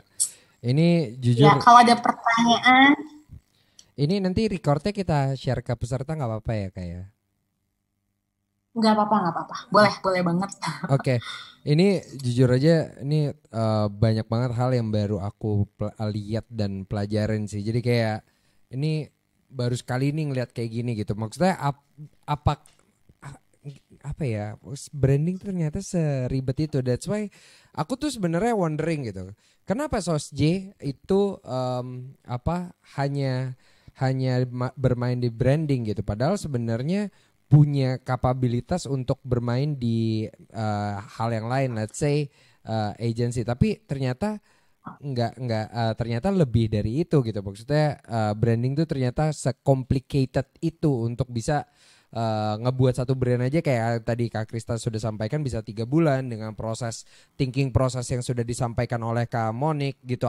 Gimana kita understanding karakter orang, kultur, budaya, bahkan sampai apa yang harus kita perhatikan di dunia brand ini ternyata seribet itu. Dan wow, kayak oke, sekarang jelas gitu kenapa Sosj itu lebih memilih emang main dan tersegmentasi pada branding.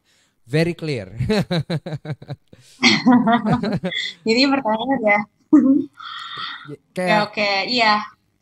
sebenarnya apa yang dijelaskan sama Kak Monik tadi itu sebenarnya aplikatif gak sih in reality gitu? Maksudnya apakah se-complicated itu, apa emang itu sebenarnya teori yang sesungguhnya atau apa itu sebenarnya praktikal yang sesungguhnya? Jadi sebenarnya itu gue ambil dari salah satu juga buku yang gue bilang guru besar favorit gue, Pak Yongki. Itu ada bukunya Desain Komunikasi Visual. Itu memang theoretical speaking seperti itu. Gitu. Cuma apa yang kita pelajarin dari teori itu juga pada akhirnya sebenarnya pelajaran kuliah sama pelajaran ketika lo praktek memang lebih banyak ketika lo praktekkan. Dan yang tadi gue bilang, idenya designing designer kenapa? Kenapa ketika kalian praktek, kalian lebih banyak dealing dengan human, dengan manusia. Itu soft skill-nya harus dipakai gitu. Itu yang sebenarnya nggak ada di mata kuliah graphic design gitu. Ya mungkin apa ya, kayak singkatnya kayak budi pekerti dalam desain gitu. Lo harus memahami karena ternyata ketika terjun ke dunia kerja, lo kerja dengan banyak banget manusia dan ternyata desain ini membuat manusia gitu. Oke. Sebenarnya kalau dalam tools yang digunakan oleh Kak Monik dan tim Sosj, sebenarnya tools apa aja sih yang digunakan untuk graphic design-nya? Mungkin yang paling banyak dipakai itu emang Illustrator gitu kan untuk create logo gitu. Mungkin kita mungkin emang nggak banyak motion ya gitu. Jadi lebih statis, jadi pakainya Illustrator, InDesign, Photoshop buat mengolah image, juga mungkin kita kerja dengan, karena sekarang timnya lagi banyak anak-anak yang seniman yang jago banget gambar gitu, jadi lebih banyak manual juga, nanti ditranslate, diolah di Illustrator, ke nanti kalau butuh dikasih efek di Photoshop gitu. Yeah. Oke. Berarti tools-tools seperti Adobe lah ya, pokoknya Adobe yang sebenarnya banyak digunakan, Illustrator, After Effects dan lain sebagainya. Nggak sebanyak itu karena kita emang nggak terlalu banyak di motion dan di digital ya. Oke, Kak Monik sepertinya koneksinya agak sedikit terganggu ya Kak Monik. Kak Monik dengar saya? Oh gitu. Oke. Sekarang clear gak? Sekarang udah lancar nih soalnya. Sekarang aku clear. Clear ya. Oke, Kak Monik, ada hal yang sebenarnya aku pengen tanya gitu kan. Tadi ngebahas tentang five senses. Salah satu contohnya adalah dari Apples gitu. Apples itu ngasih five senses. Sebenarnya bisa nggak sih kita bilang bahwa kayak kita ambil satu contoh, misalnya kayak dari suara itu juga sebenarnya representasi dari brandnya, atau misalkan itu adalah branding. Let's say kayak Tokopedia gitu. Mereka kan punya apa sih jinglenya ya kayak Tokopedia gitu. Is it branding? Atau misalkan kayak Roti Boy. Roti Boy itu mengeluarkan bau yang dimana kalau kita datang kita udah tahu itu Roti Boy gitu. Nah itu sebenarnya branding apa bukan?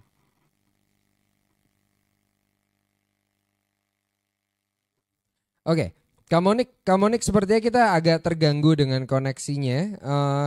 Kak Monik, jadi itu sebenarnya emang ini sinyal tiba-tiba putus-putus loh. Iya bener, emang sinyalnya agak putus-putus nih Kak. Jujur aja buat teman-teman, cek juga sinyal. Tapi pertanyaan aku udah kedengeran ya tadi ya? Kedengeran. Aku kedengeran yang Roti Boy, terus yes. Sorry ya sebentar, aku make sure kalau dia nggak kenapa-napa. Iya, karena Oke. Sinyal masuk. Itu aku dengar. Itu big question gitu. Sebenarnya branding itu kan dipikirkan ternyata dari A to the Z gitu, sampai all five senses kita harus juga merasakan tentang kita harus merasakan sebagai customer kepada brandingnya tersebut gitu. Jadi sebenarnya sebatas apa sih branding gitu? Jujur ruang lingkup branding tuh luas banget yang kayak gue bilang gitu. Design thinking itu bisa diaplikasikan ke semua medium. Oh, itu penciuman, pendengaran, bau gitu. Makanya tadi gue bilang kan proses kreatif tercipta. Klien kita yang mentranslate ide, pesan, history klien, terus ditransfer ke audiens kan. Nah, di jalannya pada saat proses pembuatan brandingnya menjadi sebuah brand, kita itu sebagai konsultan bisa memberikan ide-ide kita gitu, ide-ide kreatif tuh boleh. Jadi misalnya kayak itu advice ya, semacam advice kayak sorry ya, kayaknya bukannya mau bilang produk yang nggak enak gitu, cuma kalau misalnya klien datang bilang, oh aku mau bikin makanan yang kayak sangat kontemporer rasanya gitu, ini kayak inspired dari mixed culture Amerika sama Jepang ya, tapi pas kita makan kok kayak kita nggak merasakan ada westernnya gitu. Makanya kan kita part di situ kita juga ya di situ kita komunikasi gitu dengan cara yang mungkin nggak menyinggung. Ini kok kayaknya agak kurang eksperimennya nggak terlalu cocok gitu. Itu boleh banget gitu. Terus ide-ide justru kreativitas diperlukan gitu. Ringtone yang tadi Tokopedia itu jingle yang kayak aku bilang gitu, sound itu ya semuanya itu medium design sebetulnya gitu. Mau sampai tanaman atau apapun itu bisa diaplikasikan. Oke. Ini mungkin sedikit remind buat teman-teman. Jadi di sini emang apa ya, Sosj ini brandingnya tuh benar-benar dari A sampai Z banget. Semoga ilmu yang teman-teman dapatkan hari ini bisa aplikatif buat usaha teman-teman. Dan buat teman-teman jangan khawatir karena recordnya pasti akan kita share. Jadi kami sarankan buat teman-teman jangan keluar dari grup karena proses kita untuk editing recordnya dan kita convert untuk menjadi bisa digunakan dengan memori yang tidak terlalu besar itu butuh waktu. Jadi teman-teman tunggu aja dan pasti akan ada program-program tambahan. Dan buat teman-teman yang mau nanya silakan bertanya, dan apabila ada yang pertanyaan untuk mau nanya langsung ke Kamonik boleh langsung raise hand. Dan nanti kita akan nyalakan videonya dan kita kasih akses supaya langsung nanya sama Kak Monik. Oke, nah aku ada beberapa pertanyaan lagi Kak. Sebenarnya yang kalau dari, berarti kan di sini Kak Monik yang ngedesain ya? Aku desainer, aku juga ngedesain. Cuma sekarang terakhir ini aku lebih baik di bidang kreatif gitu. Jadi gimana caranya semua desain-desain aku biasa selalu semacam ACC gitu, asistensi ke aku gitu. Ini udah bener belum Kak, ini proses kreatifnya, ini ke visual cocok atau enggak gitu. Jadi aku di bagian kreatif director gitu. Aku punya art director di bawah dan desainer aku senior designer gitu. Jadi ketika project udah semakin banyak, yang kayak aku bilang kita nggak pernah bisa kerja sendiri. Tugas harus di-delegate gitu. Karena apa? Hasilnya nggak akan maksimal. Gitu. Jadi aku kadang ngedesain masih, tapi lebih banyak di menjawab konsultasi mereka untuk klien-klien. Oke. Tadi sebenarnya ada pertanyaan yang sudah ditanyakan Kak ke Kak Krista. Tapi aku pengen dengar dari perspektifnya Kak Monik gitu. Apa yang membuat sebuah brand yang diselesaikan oleh Sosj itu memakan waktu 3 bulan?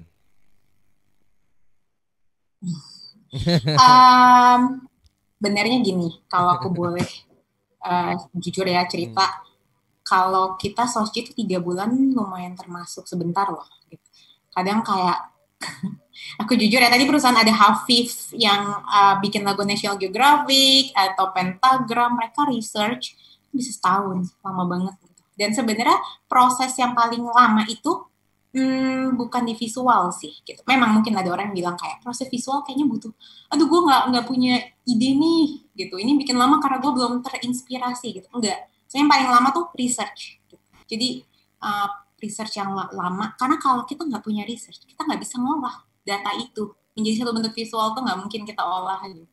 Itu sih research, complicated mengenali audience, produksi, belum lagi nih proses produksi itu udah lama banget tuh, yang paling lama kadang-kadang gitu karena desainer pengennya ini ternyata nggak bisa direalisasikan oleh vendor, tapi klien juga maunya nggak mahal, waduh gitu. Ya semacam itu mungkin. Oke. Kira-kira gambaran. Apa sih Kak yang membedakan kita menggunakan brand consultant sama tidak?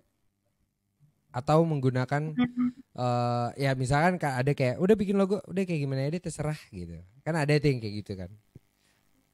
Apa yang membedakan? Uh, Sebenarnya jujur ya, menurut gue tuh brand consultant atau bukan brand consultant itu tuh cuma label nggak sih gitu. Kalau balik lagi siapa yang ngerjain gitu. Kalau orang yang nggak bukan backgroundnya brand consultant, tapi lo bisa menerapkan ilmu-ilmu dan prinsip-prinsip desain yang baik dan benar, secara teori research-nya jelas, ini dari mana landasan berpikirnya kuat, nggak masalah, nggak usah pakai brand agency gitu. Selama dia punya ilmu itu, gitu. Itu cuma label sih menurutku. Oke. Oke, kalau kalau aku sih menurut aku brand consultant ini Nah itu proses. karena Hah? hasil dari apa yang sudah dikerjakan Sosj itu terlihat gitu, restoran-restorannya udah besar-besar semua. Jadi kayak Ah. ya mungkin itu juga Jadi hasil gini, menurut research yang aku sudah itu mendalam gitu ya, yang akhirnya mengakibatkan uh, impresi orang melihat brand yang dikerjakan Sosj kena banget gitu. Itu menurutku. gini. Ada faktor luck juga menurutku gitu. Jadi lucknya di mana gitu. Dengan orang-orang yang dipertemukan dengan kita, desainer-desainer yang kerja bareng kita gitu, mereka sangat kolaboratif banget gitu untuk menciptakan karya-karya, juga open minded, bisa soft skillnya kelatih banget gitu tim aku, juga kliennya gitu. Kadang klien-klien tuh mau mendengar juga. Jadi ya apa ya, kadang juga kalau dibilang sukses semua enggak juga gitu. Kebetulan keberuntungan ngebawa pas yang datang kliennya ternyata sevisi juga nih dengan apa yang kita mau visualisasikan. Jadi harus harmoni kan tadi aku sempat bilang gitu. Jadi sukses atau enggaknya tuh enggak bergantung sama Sosj doang. Kita sangat kecil, partnya kecil gitu. Ada dari produknya, servisnya, kliennya, marketing, finance, operasional, semuanya. Itu yang menentukan kesuksesan satu brand. Oke. Thank you Kak. Ini ada beberapa pertanyaan. Ini ada pertanyaan cukup panjang dari Kak Palupi Argani. Selamat sore Kak Monik. Berkaitan dengan memahami value dan behavior manusia, ingin tahu bagaimana tanggapan Kak Monik mengenai perubahan perilaku milenial atau mungkin sekarang lebih ke Gen Z yang katanya sekarang tidak percaya dengan branding. Oh ya, hal ini juga berkaitan dengan riset atau buku Millennial Kills Everything dan salah satunya adalah brand. Menurut Kak Monik, mungkin gak sih suatu saat nanti 20-30 tahun ke depan hal ini benar-benar terjadi dan brand ini tidak dipercaya lagi oleh para Gen Z atau generasi ke depannya? Apa yang harus dilakukan sebagai seorang desainer brand untuk menghadapi hal ini? Terima kasih Kak Monik, aku ngefans. Asik, sangat inspiring pemaparannya sore ini. Oke, silakan Kak. Mungkin jangan ditutup dulu ya tim teknis karena ini cukup panjang. Cukup mengerti ya Kak pertanyaannya? Iya, iya. Oke. Ini jangan ditutup dulu ya, jadi nanti aku bisa jawab satu-satu nih. Thank you Pak Lupi Argani untuk pertanyaannya. Pertanyaannya oke banget gitu. Sangat skeptis menurutku. Jadi gini, menurutku kita itu representasi apa yang kita lakukan present time now itu merepresentasikan apa yang akan terjadi di future. Gitu. Nah, ini tugas kita nih sebagai pelaku kreatif. Akankah industri kreatif ini eksis tergantung orang-orang yang saat ini menjalankan aktivitas kreativitas gitu. Nanti ketika future itu yang akan menjawab gitu. Kalau untuk, nah makanya menurutku untuk kita nih pelaku kreatif sekarang gitu, kalau memang kita merasa selalu close minded atau mungkin nggak mau adaptasi atau fleksibel dengan perubahan zaman, ya mungkin banget kita tergantikan, mungkin sekali. Karena yang kayak aku bilang, dunia itu pasti berubah, pasti itu deh sesuatu yang permanen gitu. Keadaan nggak akan selalu di atas, selalu di bawah, di atas, di bawah, selalu mutar kayak roda. Kita itu harus beradaptasi. Kalau katanya Darwin, manusia yang paling bisa bertahan itu manusia yang bisa beradaptasi di segala situasi. Nah, untuk milenial generasi make sense. Kenapa? Karena tadi yang ngebawa portal itu kan gitu. Sekarang kita gampang banget akses belajar sesuatu, buka YouTube, cari di Google, nggak dipersulit gitu. Ya misalnya kayak dulu kan kita ya zaman aku masih ngerasain sih karena aku sempat lahir nggak ada teknologi gitu. Ini kalau mau akses sesuatu harus perpustakaan gitu. Nah ini teknologi mempermudah semuanya gitu. Nah gimana cara kita utilize teknologi itu gitu? Bisa jadi baik, bisa jadi buruk gitu. Tergantung gimana cara kita ngelihatnya. Contoh misal kayak api, lo bisa pakai buat masak makanan atau lo bisa ngebakar rumah teknologi. Tergantung lo mau pakai gimana. Jadi kalau ditanya nasib industri kreatif gimana nih future ya tergantung. Kita nih semua pelaku industri kreatif di hari ini gimana. Semoga itu jawaban aku. Semoga cukup menjawab pertanyaan. Thank you Oke. Pak Lupiar Dani untuk pertanyaannya. Jadi sebenarnya apakah brand itu akan hilang Kak sebenarnya? Kekuatan brand. Uh, Iya atau tidak Fenomena aja? yang aku nggak bisa predik untuk future karena kita yang kayak aku bilang yang aku jelasin di presentasiku menurutku kita itu brand sangat terkait dengan cultural phenomenon Iya. gitu. Aku dan ya itu mungkin millennials nggak butuh branding, iya kenapa kan mereka bisa membranding diri dengan baik, self branding yang sangat baik gitu. Gue nggak butuh branding, yang butuh industri butuh gue sebagai influencer, mungkin gitu sekarang ya trennya. Itu yang perlu diwaspadai, makanya dibutuhkan pemikiran yang kreatif gitu Iya. untuk ya bisa tetap eksis di dunia ini dan Ya, terus mau belajar itu yang paling penting karena oh ya sorry aku tambahin lagi. Nah itu proses belajar yang nggak pernah putus sih karena gini ilmu hari ini apa yang dilihat nih mungkin nanti di presentasi 10 tahun lagi udah nggak relevan mungkin ya. banget. Kenapa? Karena zaman berubah. Jadi jangan pernah bilang gue udah belajar, bilang gue belum tahu dan gue akan terus belajar. Proses pembelajaran nggak akan pernah putus gitu. Setuju. Setuju, setuju. Tapi mungkin suatu saat nanti 20 atau 30 tahun ke depan brand juga akan lebih pintar kali ya untuk bisa menyampaikannya ke orang.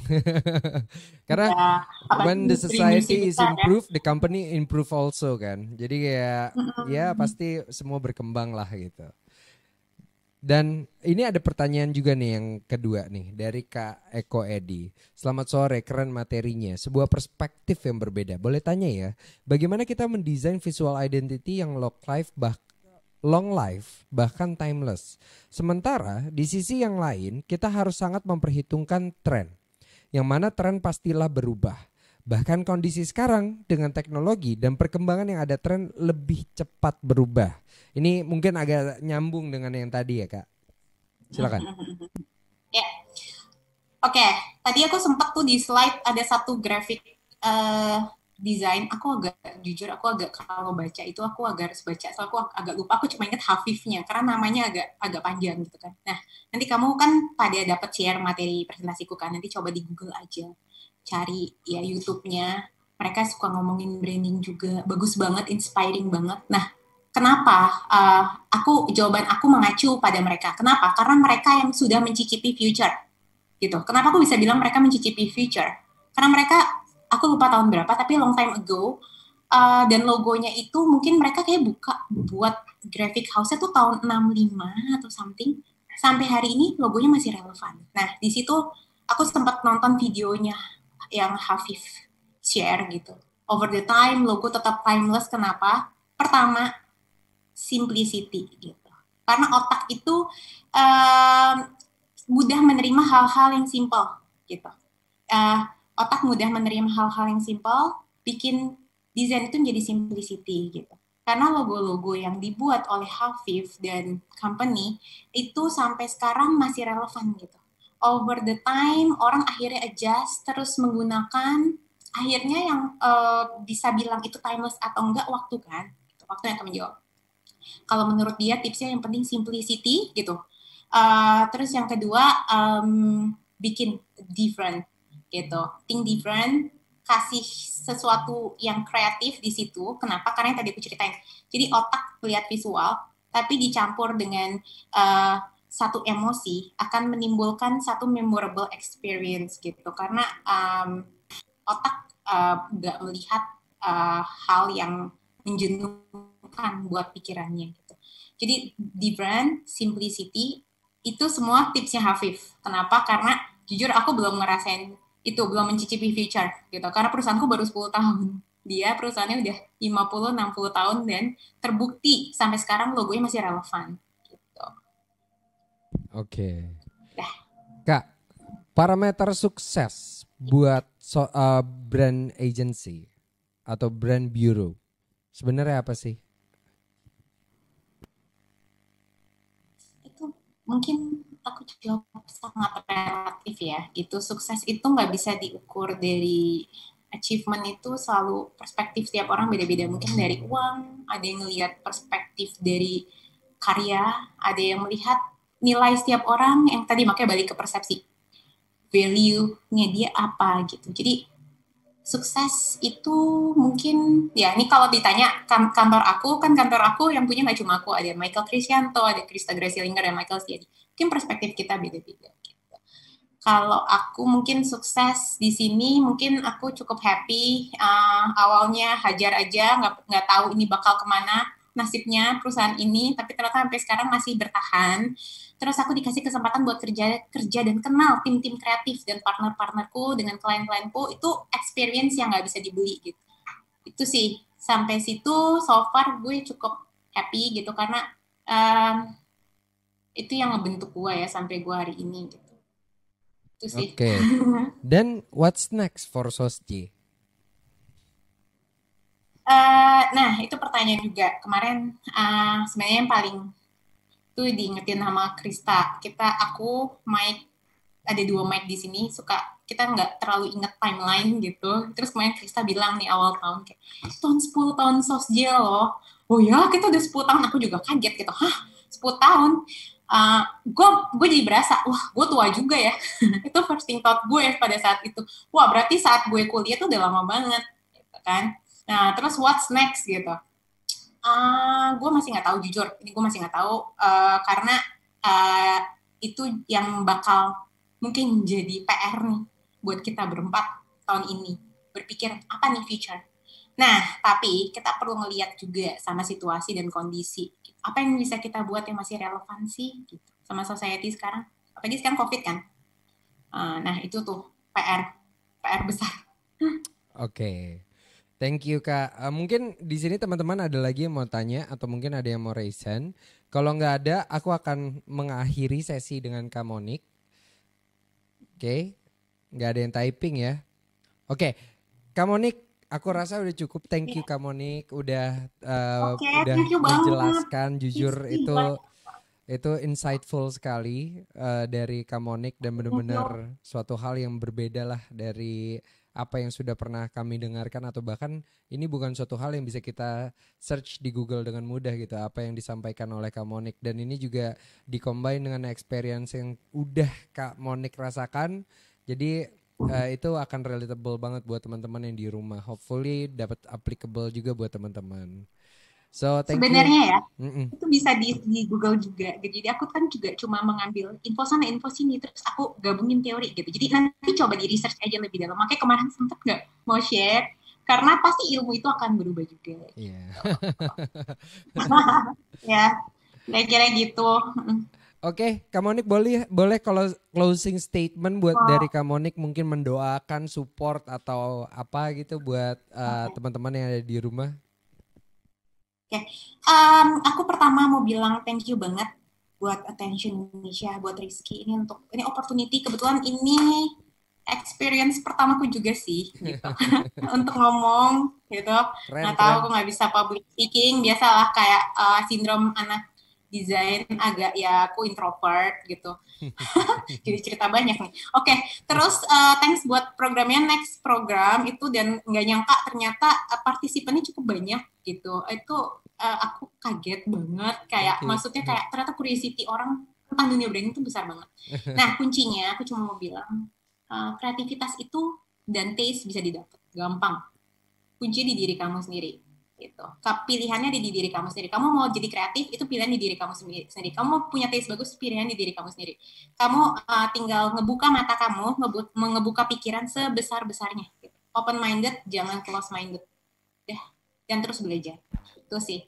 Buat semuanya, thank you semuanya buat kesempatannya. Aku mungkin bentar lagi mau izin pamit. Thank you Kak Monik, sukses selalu, happy anniversary buat Sosj. Semoga 10 tahun ke depannya lebih besar lagi dari tahun ke-10 ini. Thank you ya Kak. Iya, thank you banget ya Rizky. Iya, Oke thank you buat Kak, kesempatannya. thank you, Ya semuanya aku bye-bye. izin pamit ya. Iya, dadah Kak Bye-bye. Monik, thank you. Thank you, Pak Lupi. Oke, Jadi lebih simpel kan?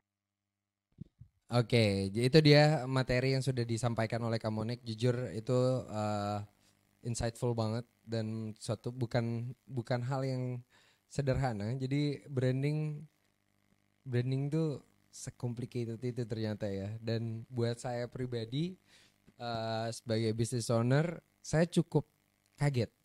Mungkin buat teman-teman di sini yang graphic designer, yang emang udah di branding agency, mungkin nggak kaget gitu. Tapi buat saya kaget. Sekaget itu ngelihat ternyata secomplicated itu gitu. Dan kita tidak bisa sesederhana itu untuk bilang ya saya mau kayak gini ya terserah buatnya apa tuh, itu akan menyulitkan graphic designer. So mulai sekarang saya akan doing research juga apabila meminta sesuatu hal untuk dibuatkan brand atau juga desain. Thank you insight-nya buat Kamonik tadi. Jadi saya mau sedikit menjelaskan tentang Attention Indonesia. Jadi saya di industri event dan juga tenan juga sudah cukup lama. Mungkin nggak selama Sosj sudah berdiri kali ya, tapi kurang lebih hampir sama lah gitu. Tapi saya melihat ada salah satu problems yang perlu diselesaikan. Nah, daripada menunggu orang lain menyelesaikan problem itu, maka saya mengambil step dan mengambil langkah untuk berani memasuki langkah entrepreneurship. Dan saya berharap bahwa teman-teman di sini juga turut ambil andil dalam platform yang akan kami ciptakan untuk solusi industri event maupun tenan yang mudah-mudahan bisa bermanfaat buat kedepannya. Mungkin saya langsung aja saya akan presentasi cuma sebentar, mungkin sekitar 15 menit. Ini Attention. Attention itu adalah singkatan dari All Tenant and Event Connection. Next. Jadi about-nya apa sih? Next. Ini adalah mediator PT kita, PT Mediator Kolaborasi Indonesia, karena kita emang pengen sekali mengkonekkan satu pihak dengan pihak lainnya, karena apalagi era sekarang adalah era kolaborasi. Kami melihat dan kita pengen mengambil andil untuk menciptakan sebuah sistem untuk berkolaborasi dan bekerja sama. Next. Dan vision statement kita adalah create an event ecosystem to make it easy to cooperate, collaborate, and useful to society. Next. Jadi ada problems nih. Problem saya apa sih? Jadi gini, terkadang tuh di industri event maupun tenan gitu ya, kalau let's say retail business kayak misalkan fashion, kuliner gitu, untuk meng-acquire services kayak mereka, kayak misalkan sebuah event mau untuk nyewa tenan, itu masih konvensional. Itu masih dengan cara yang kita harus telepon satu-satu, kita harus chat atau research lebih dalam gitu. Dan juga buat vendor atau talents tuh kadang juga konvensional gitu. Let's say kita mau nyari sewa tenda, sewa kursi dan lain-lain tuh semua masih konvensional semua. Jadi kayak phone calls dan lain-lain. Gak ada yang mudah. There is no easy way untuk consumer, bisnis dan yang lain dan service lainnya untuk bisa mendapatkan informasi. Ini problem kedua. Mendapatkan informasi tentang suatu event atau gimana cara kita gabungnya atau mungkin parameter. Itu informasi itu nggak clear gitu. Ada case di mana saya waktu itu saya pernah jadi tenan, ikut sebuah bazar. Kemudian bazarnya itu ternyata menjanjikan suatu hal yang berlebihan. Akhirnya saya membayar dengan nominal yang tidak kecil. Saya bayar dan ternyata sampai 15 hari kemudian ternyata tidak balik modal. Ruginya besar gitu. Dan kebutuhan kolaborasi sekarang ini sangatlah tinggi gitu. Dan belum ada platform yang bisa menjembatani kolaborasi antara satu pihak dengan pihak lainnya di dalam industri event maupun tenan. Next. Nah, solusinya kita akan bikin marketplace platform untuk services yang targetnya itu bisa B2B, B2C, B2G. Ini kayak gimana sih? Pasti penasaran kan? Saya akan menjelaskan lebih lanjut. Next. Nah, segmentasi ini ada 4 user nantinya. Ada event dari level sekolah sampai government. Itu adalah target kita nantinya. Kemudian tenan dari small businesses sampai yang udah top business pun akan kita invite untuk menjadi salah satu user. Dari berbagai macam kategori, misalkan fashion, kuliner, bahkan vape atau apapun lah, electronics dan lain-lain. Talent tuh singers, performer, DJ, clown, cosplay, itu masuk ke dalam talent. Kemudian services tuh besar sekali dan gede banget. Let's say di industri event sama tenan, itu the needs of graphic designer tuh tinggi banget gitu. Nah, dengan ada 4 user ini, kita berharap adanya ekosistem yang saling mendukung, yang bisa berkolaborasi maupun bekerja sama. Next. Misalnya nih tenan, ada F&B, fashion, mainan, jewelry, arts, mothers and baby, otomotif, houseware, plants, jam, dan lain-lain lah ya. Next. Kalau talent, DJ, band, singer, dancer, model, MC, beatboxer, comedian, musical instruments, entertainer, cosplay, dan lain-lain lah.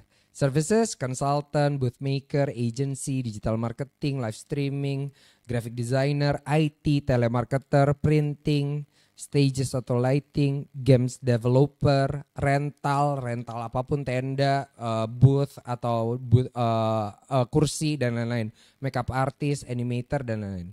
Event itu kan banyak ya, kayak dari level yang sederhana, bisa dari community, bisa yang kayak misalnya arisan, atau misalkan ulang tahun pernikahan mau ada tenan-tenan yang ngisi makanannya dari tenan, let's say Itlah lah, misalnya brand miliknya Michael Cristianto, pembicara kita setelah ini, atau festival dari company atau dari government atau dari community organization, macam-macam lah. Cuma event itu akan kita masukin juga ya, festival, bazaar, exhibition, companies, family, kids, organization, government. Next. Jadi bayangin gak sih kalau misalkan orang-orang yang kalau misalkan teman-teman lagi di jalanan nih, kadang ada silverman, ada orang yang main biola di jalanan. Bayangkan sistem ini sudah applicable untuk seluruh masyarakat. Orang-orang yang menjadi musical instrument ini mungkin mereka bisa mendapatkan pekerjaan daripada mereka mengamen. Atau misalkan sekarang nih di Jakarta lately banyak banget orang-orang yang jadi pakai baju badut-badut. Siapa tahu industrial yang membuat kostumnya itu bisa akhirnya punya bisnis. Mereka tahu gimana caranya mereka menemukan market melalui attention gitu. Kemudian kayak kalau kita lihat dari industri event, sebenarnya apa sih yang mereka butuhin? Banyak gitu, ada desain, digital marketing, mereka juga butuh venue, mereka butuh tenan, mereka butuh equipment for event, dan juga talent. Next. Tenan ini mereka bisa desain produk, juga digital marketing, event, social media management, branding, production bisa juga branding masuknya gitu. Dan lain-lain lah. Nah kemudian kalau misalkan next, talent itu apa gitu? Production, t-shirt, aksesoris, marketing, digital marketingnya, collaborationnya, measurable track record, produce content, good review. Ini saya akan jelasin nanti ya. Kenapa sih ada measurable track record sama good review? Karena biasanya kita untuk menilai suatu jasa, kita nggak punya parameter, kita nggak punya tolak ukur, kita nggak punya review. Let's say kalau misalkan kita ngomongin Tokopedia gitu dalam produk, ya mungkin kita bisa ngelihat track record dan review mereka gitu. Tapi kalau dalam hal ini mungkin di industri event, apa sih yang kita bisa lihat track recordnya? Sepengetahuan saya belum banyak yang ada bermain di industri marketplace untuk industri event gitu. Next. Services hampir sama dengan talent tadi. Next. Jadi tenan, event, talent, services ini simbiosis mutualisme. Bisa saling bekerja sama, bisa saling acquire, bisa saling kolaborasi. Bahkan satu kategori atau satu misalkan tenan gitu. Tenan bisa kolaborasi sama tenan. Services bisa kerjasama sama services. Dan seterusnya gitu. Jadi ini simbiosis mutualisme. Next. Sistem mockup. Next. Jadi ini homepage-nya, ini bakal ada about-nya, ada schedule event-nya, nanti orang bisa announcement, promo, need service apa, upcoming event-nya apa, ada user option-nya, ada service, event, tenant, talent, bisa kita liatin juga base rating user-nya, ada search engine-nya, next. Kemudian kalau sign up, kita masukin informasinya, next. Ya kayak gini, next, kiri. Ya ini profile option, kita bisa ngelihat opsi-opsi servicesnya, kita bisa ngelihat logo atau foto orangnya, bisa ngelihat filter optionnya kita mau nyari apa, let's say kita mau nyari makeup artist, di situ akan kelihatan ada user service makeup artist, ada ratingnya, number of user servicesnya, service price-nya berapa, lokasinya ada di mana. Nah ini kurang lebih seperti ini, jadi kita bisa ngelihat, sorry kiri sebentar. Nah kita bisa ngelihat, sorry kiri lagi. Kita bisa ngeliat nih servicesnya, harganya berapa, servicenya apa, ada di mana nih seperti ini. Dan next. Nah ini backendnya gitu. Kalau backendnya teman-teman bisa ngatur dashboardnya, teman-teman udah pernah kerja sama event yang mana, tenannya udah berapa kali, service udah berapa kali, talent berapa kali gitu. Portofolionya bisa diedit, bisa nambah mengatur paket price-nya, bisa nambah video, picture, number of service use-nya, dan juga dapetin reward gitu. Next. Ya kurang lebih seperti ini. Pelan-pelan, sorry. Boleh ke kiri, Mas? Oke. Ya, ini user profile, kita bisa ngeliatin event join-nya. Terus next. Nah, kayak total event-nya udah berapa kali. Terus habis itu nih kita ada chat room-nya untuk kolaborasi kerjasama atau misalkan negosiasi. Next. Terus portofolio usernya kita bisa ngelihat info tentang usernya, ratingnya dan lain sebagainya. Package price-nya kita bisa chat dan negosiasi dan bisa juga kolaborasi. Next. Ya. Kiri, sorry. Nah ini kurang lebih seperti ini bentuknya. Jadi kalau kita mau ngelihat profile yang kiri ini, kita ngelihat profilnya ada rekam jejaknya, desain grafisnya seperti apa aja, portofolionya seperti apa, ini bisa kelihatan di sini. Kemudian di kanan, ini yang kanannya, ini kita bisa kalau masuk ke dalam profile yang dari sebelah kiri kita masuk ke profile, ini bakal ada tombol chat dan negosiasinya dan kita bisa ngelihat ratingnya atau misalkan kita bisa ngelihat videonya atau bisa kita lihat juga apa yang terjadi di community. Nanti saya jelasin lebih lanjut untuk community. Next. Ya status payment next. Nah ini kurang lebih kayak gini.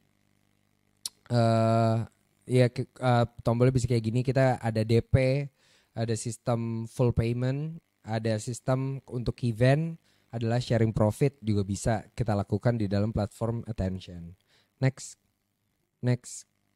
Nah community ini, jadi kalau misalkan teman-teman lihat gitu ya di next.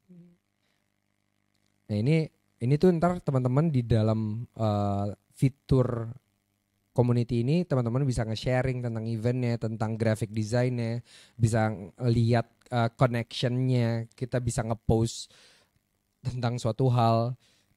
Jadi lebih untuk membentuk sebuah community yang kolaboratif gitu. Next. Ini supportnya kurang lebih seperti ini, FAQ dan lain-lain. Next.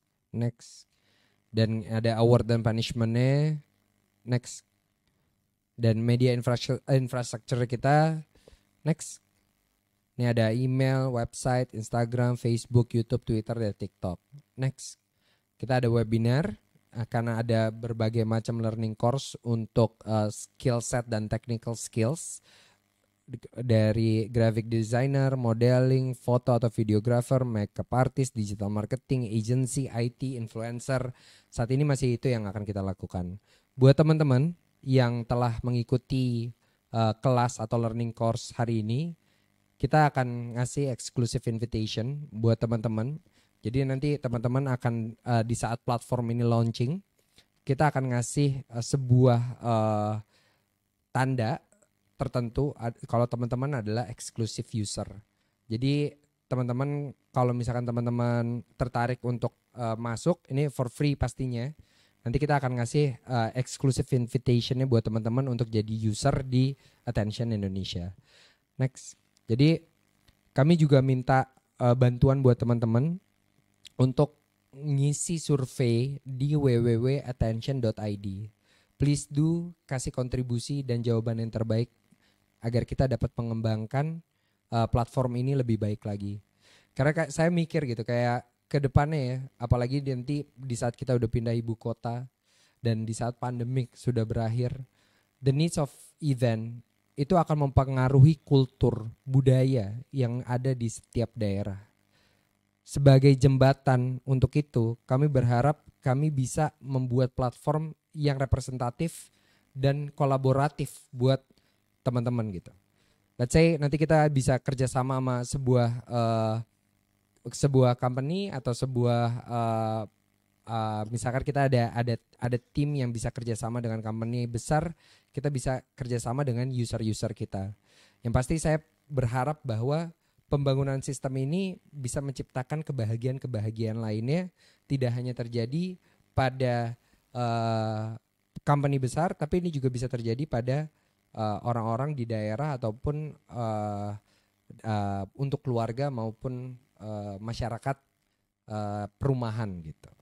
Kurang lebih seperti itu dari saya. Mungkin kita break dulu. Nanti kita akan lanjut ke materi dari Michael Kirsianto sebagai marketing director dari SOSJ.